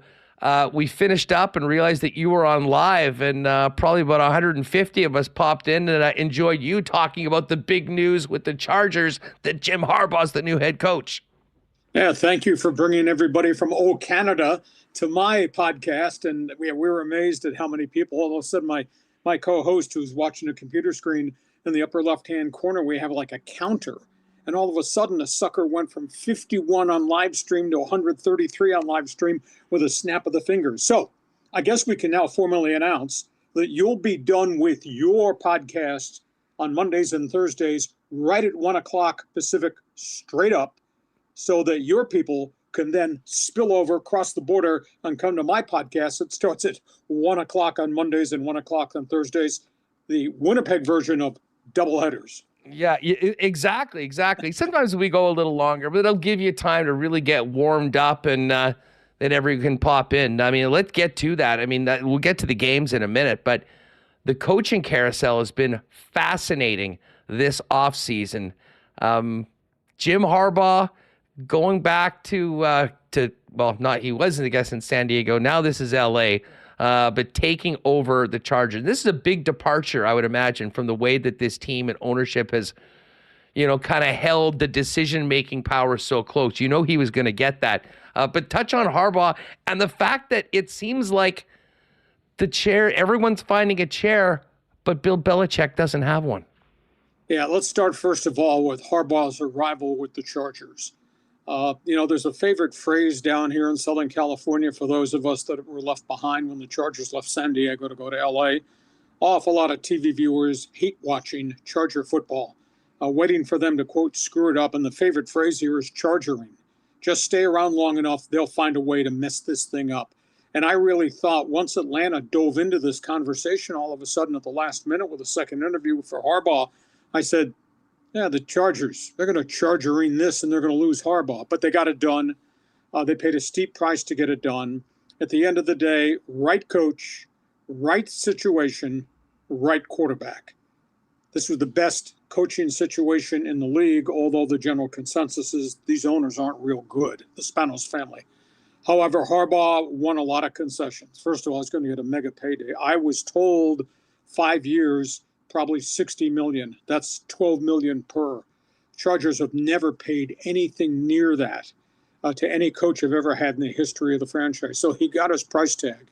I was told he got full player personnel control of the operation. He's going to make a lot of the roster decisions. In fact, he may be involved in the decision as to who they're going to hire as general manager, probably as early as next Monday. And then you add into that, he was given the concession, I'm your head coach. That's going to be my coaching staff. All of a sudden, all these coaches, including the once highly regarded coordinator, Kellen Moore, are probably all out on the street corner and are not going to be retained. So it's going to be a different era. Now, all the excitement, let's be very honest here. Let's be a little bit realistic. He does inherit a great quarterback in Justin Herbert.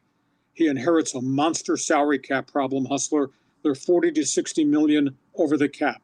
The roster that is now in place today won't be the roster they have when training camp opens. They're going to have to cut loose some veteran people. So if you cut loose the wide receiver, Mike Williams, who's making mega money, if you decide because you can't keep Joey Bosa on the field healthy, you have to cut his 30 million cap figure, it's just not going to be the same team. And they're losing their running back, Austin Eckler, who's walking out the door as an unrestricted free agent that they can't franchise tag. So there's a lot of excitement, new coach, the quarterback, but boy, there's a lot of work to be done between then and there. So they got the guy. And then the minute that domino fell, then a whole bunch of the other dominoes started to fall in all these other different places. There's only 2 jobs open, one in Seattle that I think is about to be filled by Dan Quinn, the other in Washington that might be filled Monday if it's Ben Johnson and the Detroit Lions. And then get to your other hot topic, Bill Belichick, why he's not in Atlanta where everybody had projected he would go. My NFL people tell me that he wanted total control and that Arthur Blank was not ready to remove Rich McKay as the team president who has input, was not ready to delete some of the decision-making power of the current general manager, Terry Fontenot.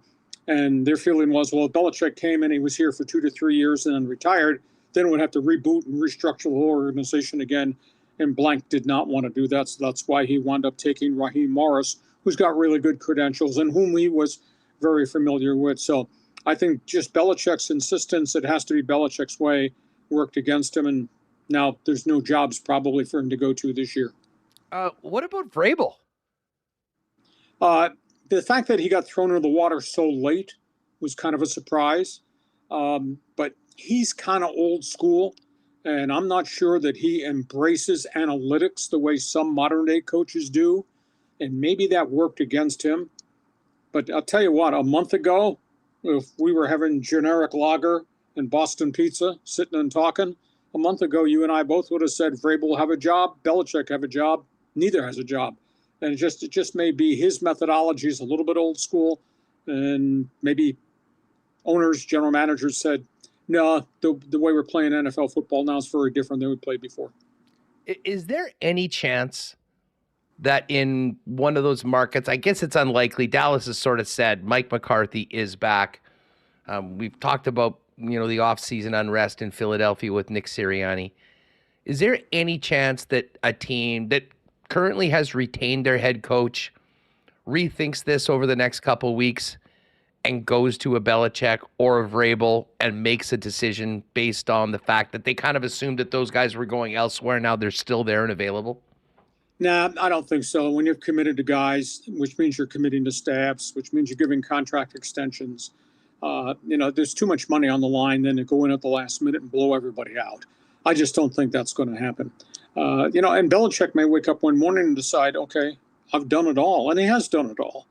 Maybe he goes in a different direction. Although I can't fathom the idea that Bill Belichick would be on my TV or your TV doing commentary or doing studio analytical work when you consider how he conducts himself in the media.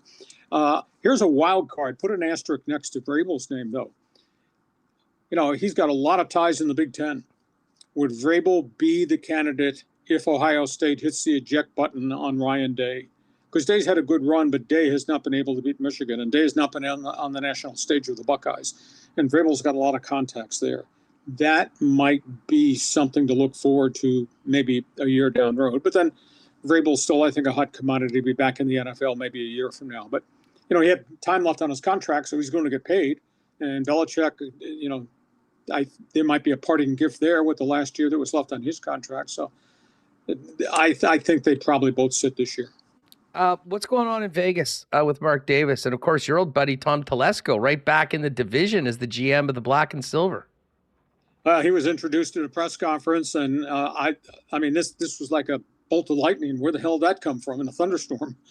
And I was really surprised because I thought he was going to take a year off, or maybe he was going to do something else academically. He's a very, very bright guy.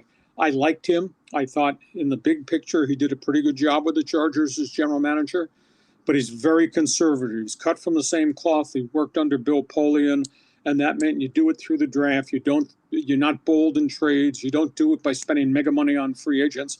The league has changed a little bit. He did not change with it. He drafted well. He left behind a pretty good team with a good quarterback and a bunch of athletes. They just have to get out beneath the black cloud of injuries. But him going to the silver and black, I can't believe it. He and I have exchanged emails and texts. How the hell did that happen? But he will bring, and this is, I'll say this with apologies to anybody that's a Raider fan north of the border. He will bring consistency, intelligence, credibility, stability, and the ability to work with people. He brings all those things to the Raider Nation, and they haven't had any of that in decades upon decades under Mark Davis, and prior to that with Al Davis. So this will be interesting, and he will be the counterbalance to the emotional power play, a passion play that is Antonio Pierce, the coach. He will reel that coach in a little bit. And the other thing is, it's not gotten very much attention at all. The Raiders have hired legendary coach Tom Coughlin to come in as a consultant, and he will counterbalance Antonio Pierce and help him as it relates to restructuring this coaching staff. So there's two very mentally solid, conservative guys now with Antonio Pierce in the middle, and they will guide him. Fascinating to see how they rebuild it, but like anything else, you walk in there, it's like 3 Mile Island. There's nobody left, nobody around. There is no quarterback with the Raiders, so they got to do that. They got to resolve the cap crisis situation, got to resolve the Josh Jacobs contract situation because he's now a free agent again, and you got to continue to rebuild their offensive line and rebuild their defense. So there's a lot of things, a lot of work that has to be done. So it is interesting that the Chargers general manager went to the hated Raiders. Gee, he sent me, he says, my new mailing address, Tom Telesco, Vice President, General Manager, Las Vegas Raiders, Black Hole, Nevada. I mean, it was a stunning bit of news. Well, we'll continue to talk off season for a number of weeks heading into the draft. But Championship Sunday is here. And Lee, a lot of people got burned doubting Patrick Mahomes and the Chiefs last week, and they got it done again. The Chiefs underdogs again on the road against the Baltimore Ravens, who arguably were the best team in the National Football League throughout the year. They had that big win against the Niners on Christmas night. Give us your take on this matchup between Lamar Jackson, Mahomes, two top 10 defenses in the league, and the fact that the Ravens have this one at home and have the Chiefs playing on the road. I guess the key word in this conversation is matchups. You look at the matchups. This is going to be a spectacular game. Last week's Kansas City-Buffalo game had 50 million viewers, which was a phenomenal number. They are projecting this Sunday 12 noon West Coast time game is going to draw 55 million viewers on TV. And you got the matchups of Andy Reid and John Harbaugh.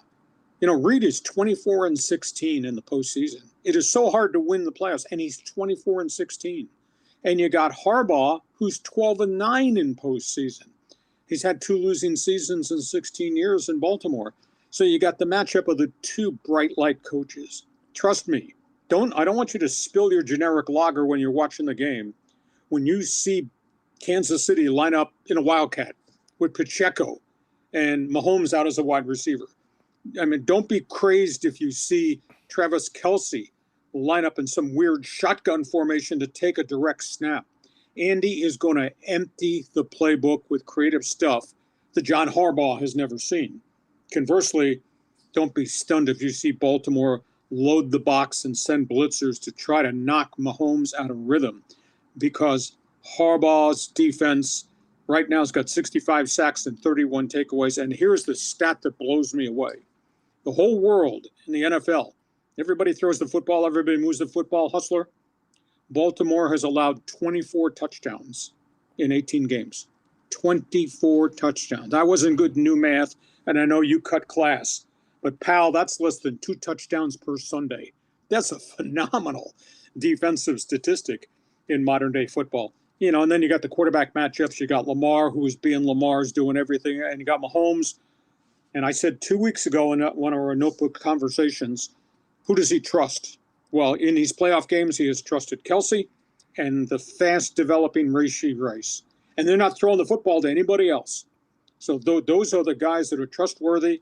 It'll be a challenge of Baltimore. Who are you going to double? How are you going to handle it?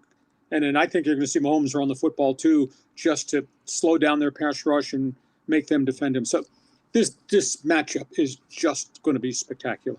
It certainly will. Hey, Marbles registration open, folks. ! Marbles in the chat. And hey, shout out to Sam Crow.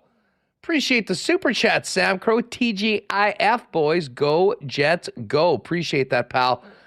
Get your Marbles registrations in right now and make sure you're subscribed so you're eligible to win the WST hoodie. Let's go to the NFC, Lee.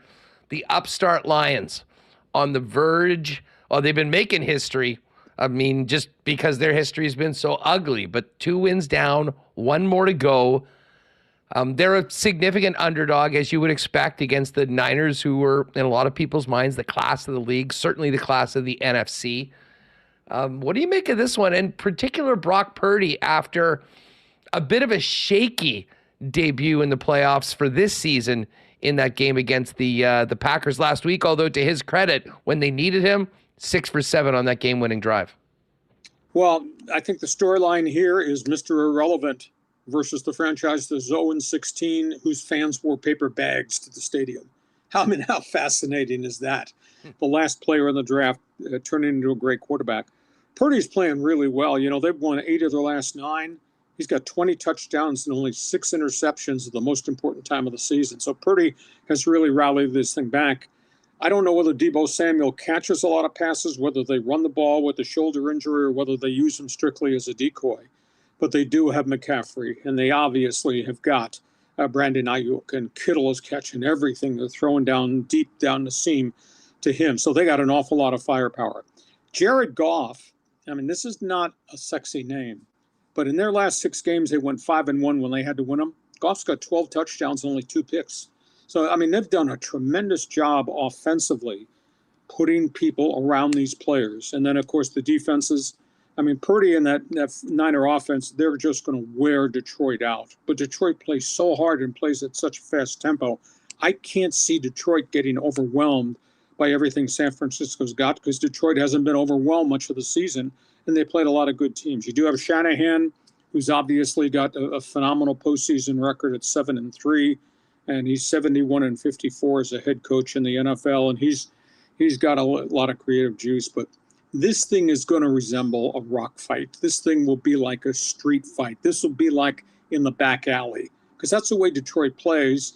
And we know that San Francisco will just maul you with Fred Warner and all those guys on defense. So this will be a very different game than obviously that Kansas City-Baltimore game. Lee, do you have a Super Bowl pick for us? Oh, I think I'll flip back to what I've been saying all along, because I've said for a long period of time during the course of the season, I think we're talking San Francisco-Baltimore. I know you don't want to hear that, but you asked the question. I gave you the answer. Don't like the answer. Too bad for you. I love it. Well, it'll just give me a chance to pop in after Winnipeg Sports Talks is done into your YouTube channel on Monday to hopefully do a bit of a touchdown dance. But listen, I mean, it's going to be a great game. This is going to be very, very tough, and Mahomes is going to have to be his best, his absolute best. But he is right now. He really is. Well, it is, and their offense has looked as good as it has in the entire season, and their defense is legit. I can't wait for this game. It should be phenomenal. Hacksaw, great having you on the program, and look for us to pop in and give you a visit after you get going on the YouTube channel on Monday. That was a lot of fun. Love the program. And again, folks, get to LeeHacksawHamilton.com for the website. The Instagram is amazing. The amount of content you guys are cranking out on that. And listen, it's a fun time to talk NFL and so much more. Have a great weekend, and thanks so much for doing this, bud. Great sports weekend to you guys in Canada, and we'll see you Monday for the second game of the doubleheader after you complete the first game of your doubleheader on your podcast. Have yourself a great weekend, Hustler.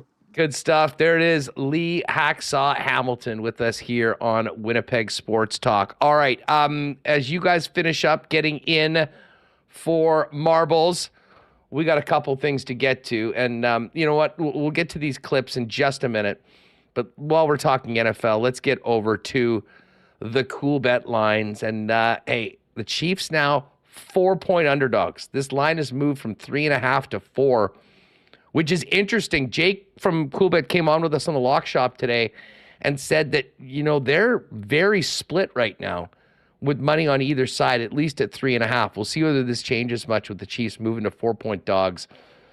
But the number I care about is that plus 165 in the money line for the Chiefs to win this game and move on to the Super Bowl again. And that one's gone up quite significantly from plus 145 earlier this week to plus 165. So certainly, I'm not sure whether they're begging us to take the Chiefs, which does make me a little nervous with those fishy lines. But Ravens have been full marks for everything they've done this year. They are the favorite. 4 points for the Ravens. As we get to the Detroit-San Francisco game, this game actually got to 7.5 yesterday.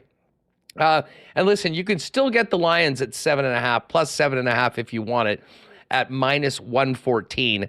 Niners to cover 7.5 is plus 103. I think if you're betting the Lions, maybe you take the extra point and a little bit of extra juice. But if you go to 7 points, the Niners minus 112 and Lions minus 104 on the straight 7. As far as the money line goes, Lions plus 290 to pull the upset, and the Niners minus 357. Today on the Lock Shop, we went through a bunch of our favorite props for the game. You can check that out. We did do the Lock Shop Bowl. They've got a special partner parlay, Chiefs to win and Lions to win. If you think that will be the matchup, they've juiced that one up to plus 1050. Our partner parlay included some of our favorite props. We've got Mahomes at 2 touchdown passes or more. Mark Andrews is back in, and I love the over 3.5 reception prop. That's even money for the over. I really do think that right off the bat, watch the first drive that the Ravens get the ball. Wouldn't it all be surprised to see Andrews get a couple balls right out of the gate to get him back into the game early? So because of that, like the over 3.5, and listen, he's such a dangerous weapon for Lamar. He's been out for a long time. He will have a piece of this game for sure. So we've got Andrews over 4 receptions, Mahomes over 2 passing touchdowns, Jahmyr Gibbs from the Lions, 24 or more receiving yards. Love that prop. And Dusty's a big Niner guy. We'll see what Brock Purdy has, but under 279.5 passing yards for Brock Purdy. That one together is just about 15-1 plus 1450. And I do have a Chiefs prop for you just for the game. It's the ride with Huss. Mahomes 244 or more passing yards, 2 passing touchdowns or more. The Chiefs plus 3.5. And the over on the total at 44.5. That's all at the Coolbet exclusives. Use the promo code WST if you haven't played there before, and we'll give you a 100% bonus up to $200 on your first deposit. And as an added bonus, they do have Royal Rumble odds. For you wrestling fans, here are the odds right now. CM Punk minus 110. We've had some line movement here. Gunter at 2-1. Now, I was really choked. I was going to jump on Gunter earlier this week. He was at 6-1. He dropped all the way to plus 175. That's gone up just in the last hour since we did the lock shop. So Gunter is 2-1. But Cody Rhodes, who was at plus 300, has now dropped back to plus 225. CM Punk is the favorite. God, I hope he doesn't win. He's at minus 110. But my favorite pick is from the Women's Royal Rumble. Bailey is the favorite at minus 115. Becky Lynch plus 250. Sasha Banks plus 400. I'm going with Jade Cargill, who has yet to appear in the WWE. Big AEW star, signed a few months ago, has been working at the Performance Center. I have no doubt that when she is introduced to the WWE, there'll be a rocket strapped to her back. I'm calling her to debut and win the Women's Rumble plus 600 for Jade Cargill. Not too often we get to look at Royal Rumble odds or wrestling odds on the program, so you know I take advantage of that. It's all there at Coolbet right now. Royal Rumble goes tomorrow night, 7 o'clock. So while we're in the rink cheering on the Jets, we'll be PVRing the Royal Rumble. All right, last call for marbles. Exclamation mark marbles. If you haven't already, get in there. Remo, did you like my Royal Rumble breakdown and picks? Yeah, we went over some of that yesterday, so I'm here for any wrestling odds discussion, and you can only do that a couple times a year. Royal Rumble, certainly one of them. I've never been at one of those parties where you watch Royal Rumble, everyone like draws a number, yes, and then you numbers. get that guy. I've never done that. We'll be at the Jets game, so we'll be following, but will be interesting. I think Gunter, I think he's got it. Just that line movement is a bit fishy to me. Yeah, no doubt. And shout out to Spency 5 Centsy, a lock shopper. I put my first ever WWE bet on a Gunter and Becky Lynch parlay. What a time to be alive. You can parlay? They let you parlay these? I guess with some of them. Anyways, check it out there, folks. Wow. All right. So listen, we're going to get to marbles in just a minute. But while Remis gets that ready to go, let's hear from Josh Morrissey and a quick hit from Gabriel Velarde as well. They spoke after practice today, which is a very good sign with them heading into tomorrow's game.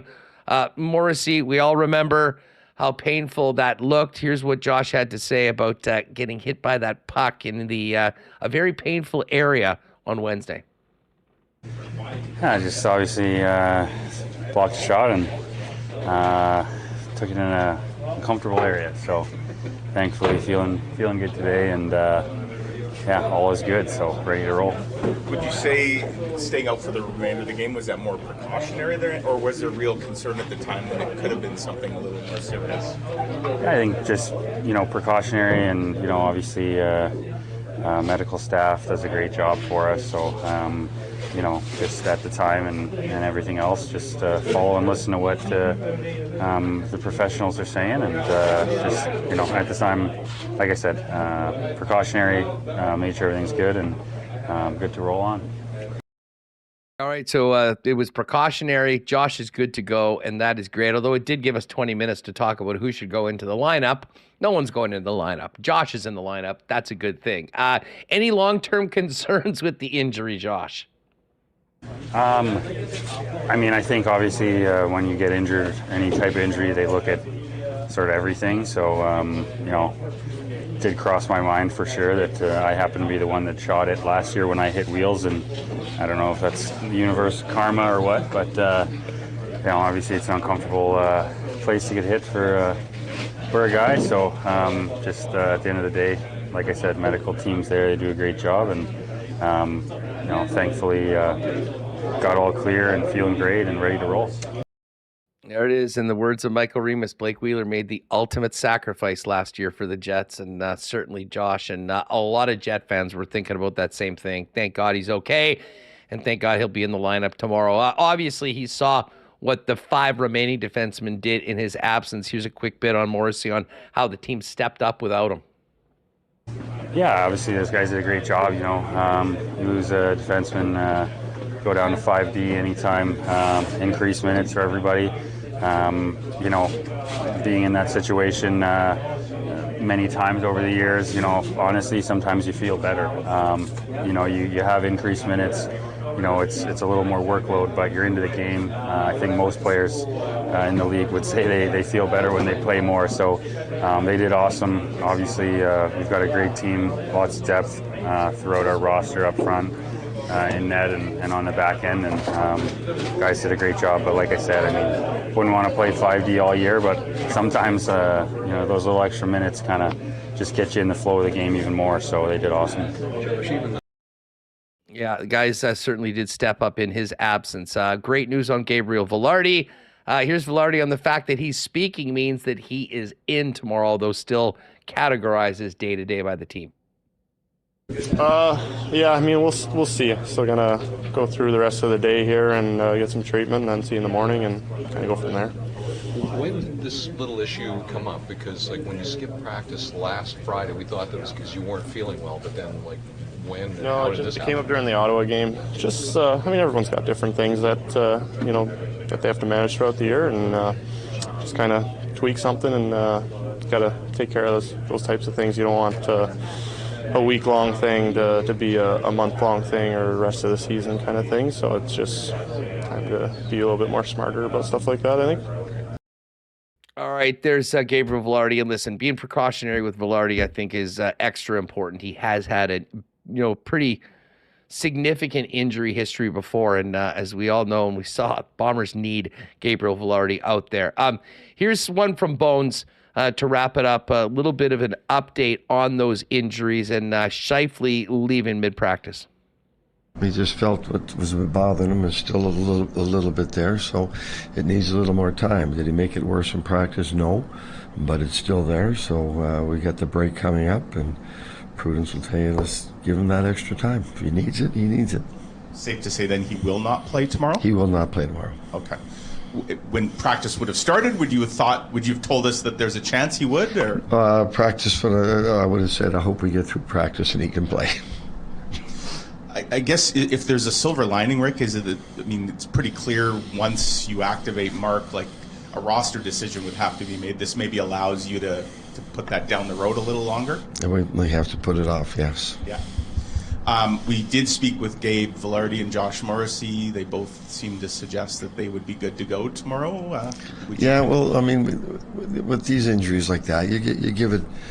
You don't write it in stone. It's a day-to-day thing. Well, there'll be game time decisions, and in all likelihood they can play, but you never know. You never know how they're going to show up tomorrow. So you keep an open mind on that. But I would say I would label them both game time decisions.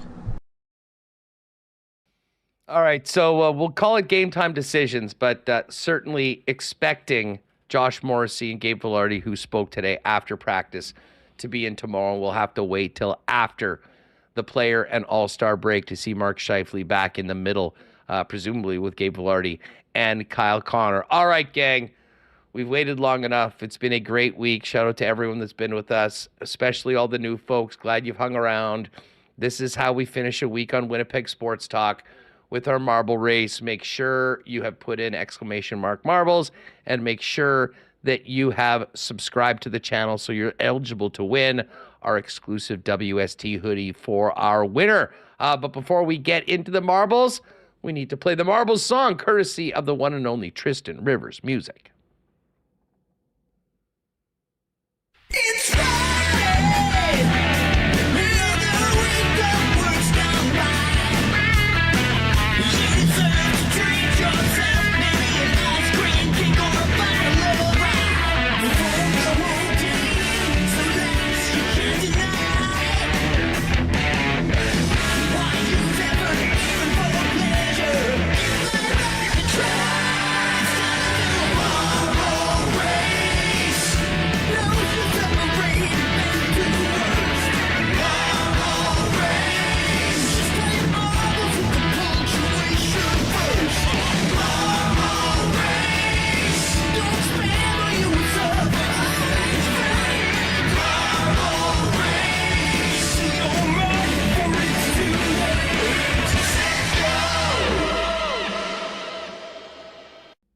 All right, nice. The original version of the Marbles theme song from Tristan Rivers. Good stuff.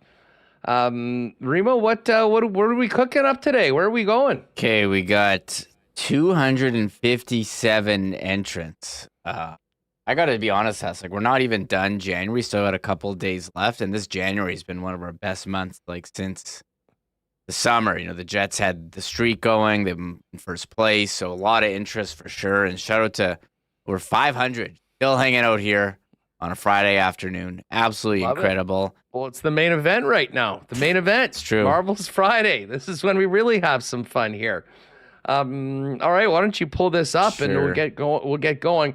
By the way, I see Spency in chat. Spency, did I see earlier that you're thinking about making an appearance tonight at CWE, the CWE event out in Tacona? He's been Tacona Poly. You're going too? He's been talking about it in chat for a while. Spency, he's looking for a team to go with. I think there may be a certain host of this program who may be making the trip out to Transcona this evening.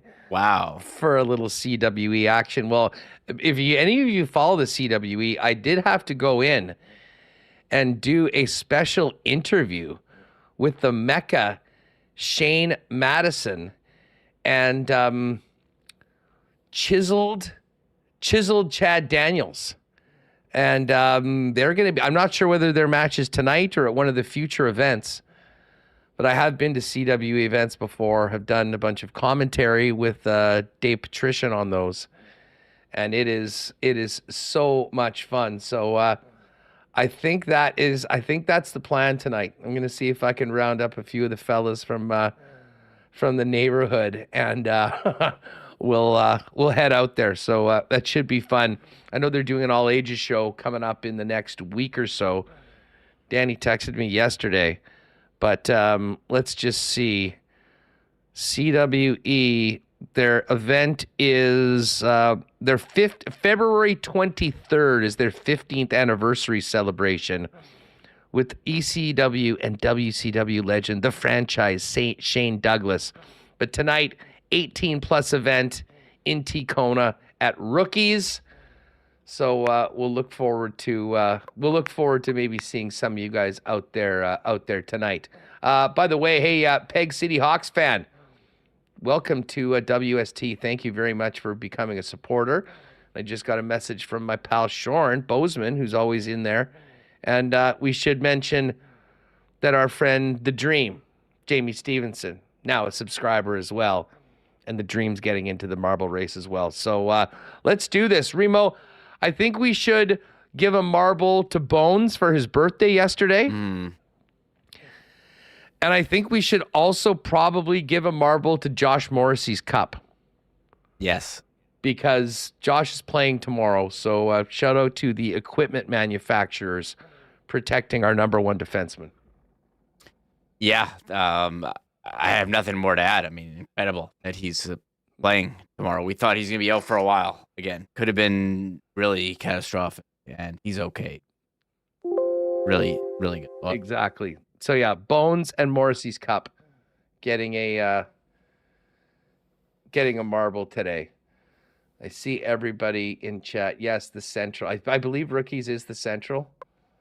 Johnny Bender, the Mecca is a beauty. Yeah, he is. It was a lot of fun doing that bit in the studio in St. B.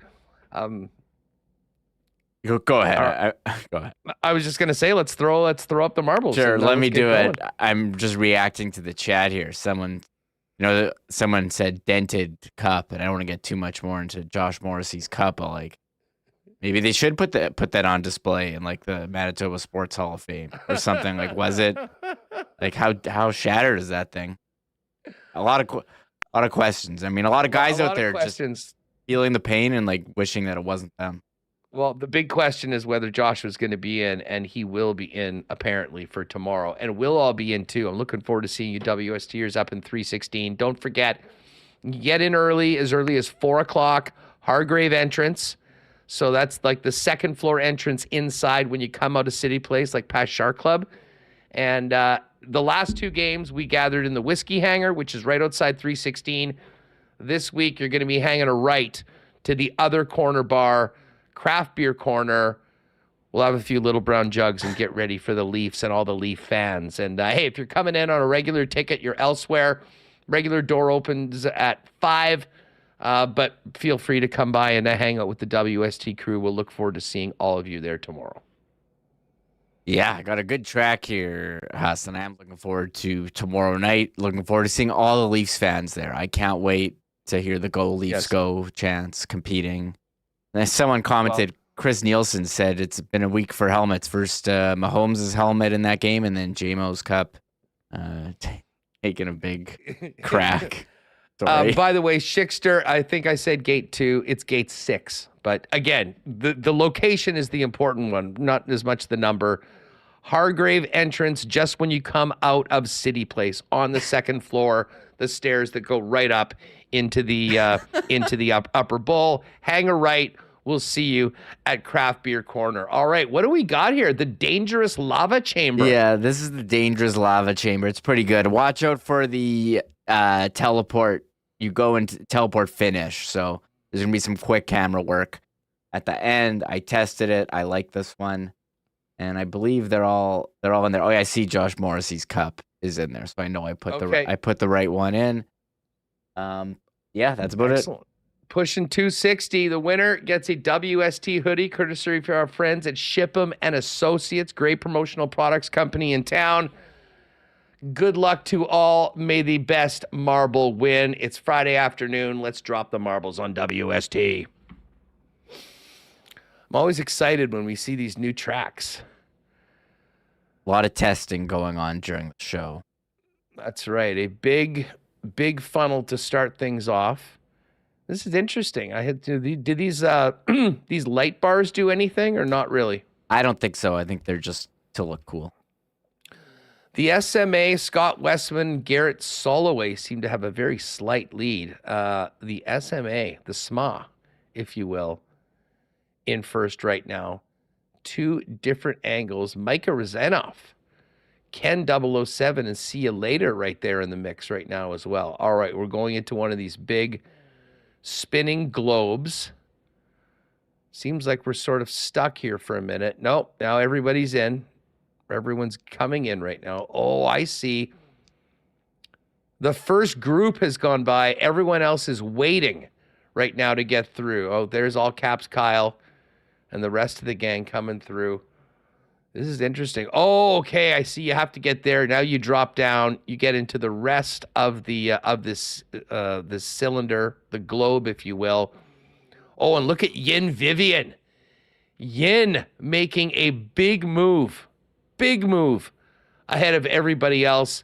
T. Will and Timmy Tushu hot on Yin's tracks. But Yin right now is really, really pushing the pace. Let's see here. Yin Vivian, Timmy Tushu, Fire the Coach. That must be a Leafs fan that just came in here. Yin's in first. T. Will and Timmy Tushu right behind Yin. But Yin right now with a nice run now into a funnel. And, oh, man, Yin is on the game today. Just an absolutely perfect run right now for Yin Vivian. Ahead of T. Will, Larry Eloy, Gintelligence, Ray, Tushu. Oh, look at Amanda making a push. Randall Anderson just got thrown over the top rope. Here comes Yin Vivian. I see Amanda, T. Will, Larry Eloy making things happen. Yin is now shooting into. What just happened? Nope, Yin is still there. A funnel here to end it. This is a funnel into. So they have to go through the funnel and then this ball, and then once you come out, you go into the top cup there. So still a bit of time. We're looking. This is anyone's. Okay, Larry Eloy is into this this globe. Yeah. Chucker. Oh, here comes Larry Eloy. Watch. Trisha Snyder's there. Here we go. And Larry's the winner. Larry Eloy. Big win for Larry. Tough one for Yin Vivian. Yin was there for a good period of time. Who's coming in? Who's now finishing it up here? We've got the top 10. So Larry Eloy, the winner. I believe Klassen is in second. Thomas Hunt the third comes ironically in third place. Julian Lavoisier. Julian, strong one for Julian in fourth. Ken B, fifth. T. Will had a great run there, but finished up just short at the end. T. Will in sixth. Trisha Schneider, seventh. Timmy Tushu, eighth. Jennifer Hunt, 9. And the SMA, had a great start. Got in there right there at the end. So there's our top 10. Larry Eloy, the winner, though. Congratulations, Larry. Well done. I don't think Larry's ever won before. Larry, fire us a message, Winnipeg Sports Talk at gmail.com. Figure out a time to come by and pick up a hoodie. Let me know what size you are as well. We're pretty good on all sizes, and we might be running low on XLs. But there's Amanda. Hey, man, you're right there, Amanda. 16th. Nice one. All caps Kyle in at 21st. Who else do we have there? There's Ross. Ross at 36. That's going to probably win their head-to-head bet. There's the Gitch, 50th. What's up, Gitch? See you tomorrow at the game, buddy. It's going to be good times. Cosmic Tales MB, my neighbor. Spency's in there. 69th, Spency. Did you plan that? Who's there? There's Hugh Wachenko. What's up, Hugh? Dancing Gabe Velarde, one of the great new names in chat as of late. Colorado Lowe's making it into the top 100. Miller Time, Moose 3. Rob Mahoney in at 99th. What else do we have here? Mean Gene Okerlund. I see there's Mary Jane. Hi, Mary Jane. Les Thompson. Les, we'll see you at the game tomorrow. Elias McCracken. And then here's everybody that did not make it into the bin. It got thrown over the top rope at some point, most likely at the end of it. Fun. Oh, Gregory got thrown over the top rope. Greg might get thrown over the top rope tonight at CWE. You never know what could happen. And the accountant to the stars, Mike Lay. Shout out, Mike. Hopefully we'll see you at the game tomorrow night as well. Again, gang, Section 310, Craft Beer Corner. That's where we're getting together before the game tomorrow night. WSTers, you can get in as early as 4. Remo and I'll roll in there about 4:30, I'd imagine. Grab a couple generics or 1919s and get ready to drop the puck just after 6 p.m. tomorrow at Canada Life Center. Yeah, Remo, what a week it was. This week, last week, this entire month of January, as you mentioned, one of our biggest yet. And we have to thank the Jets and their winning ways for all of that, I'd imagine. Yeah, thank the Toronto Maple Leafs as well. A lot of attention on the Jets at that time. And I do... Hold on. Hold on. Someone wants to know when I'm going to be done here. But yeah, it's been a great week too. So a lot of fun. Oh, there he is back. There's Ev. What's going on, Ev? How are you? Come on and say hi. Yeah. He's He wants to know I'm done. He wants to play Hot Wheels. The good news, Evan, is he's done right now. I'm done now, Evan, so we're almost done. That's it. Shout out to Ev. Shout out to Reem. Our guest today, Hacksaw and Murat. Big thanks to the Remis for getting those great clips. Check out the entire Bones interview at 31 Thoughts. And get some rest tonight, gang, if you need any. Most importantly, get ready to go tomorrow. We'll see you WSTers 4:30, 5 o'clock in the craft beer corner outside section 310. Throw your Jets gear on. Get ready to get loud. Should be a great atmosphere tomorrow. And we'll see whether the Jets can head into the All-Star break and their player break with a big win at home against the Toronto Maple Leafs, wearing those 48 jerseys. Really looking forward to that, as well as Connor Hellebuck's kit tomorrow. Great stuff as always. Shout out to Connor Rabchak, killing it with their clips and whatnot on social media. Good luck to your Niners, Connor. We'll get Connor in on Monday. Win or lose, both of us will answer the call, and we'll talk about the Super Bowl matchup as well. Cannot wait for Sunday, but first things first, it's Jets Leafs tomorrow night. Thanks to the sponsors that make this show happen every day, and all of you who hung out with us today. And a special shout out to you podcast listeners for making Winnipeg Sports Talk a part of your daily routine. See you tomorrow at the game, folks. Go Chiefs. We'll be back here Monday, 1 p.m. right here on WST Live on YouTube. We're out. Oh my God! Oh! Shut it down! Let's go home! Thanks for tuning in to Winnipeg Sports Talk Daily. Make sure to subscribe on YouTube and your favorite podcast feed at winnipegsportstalk.com.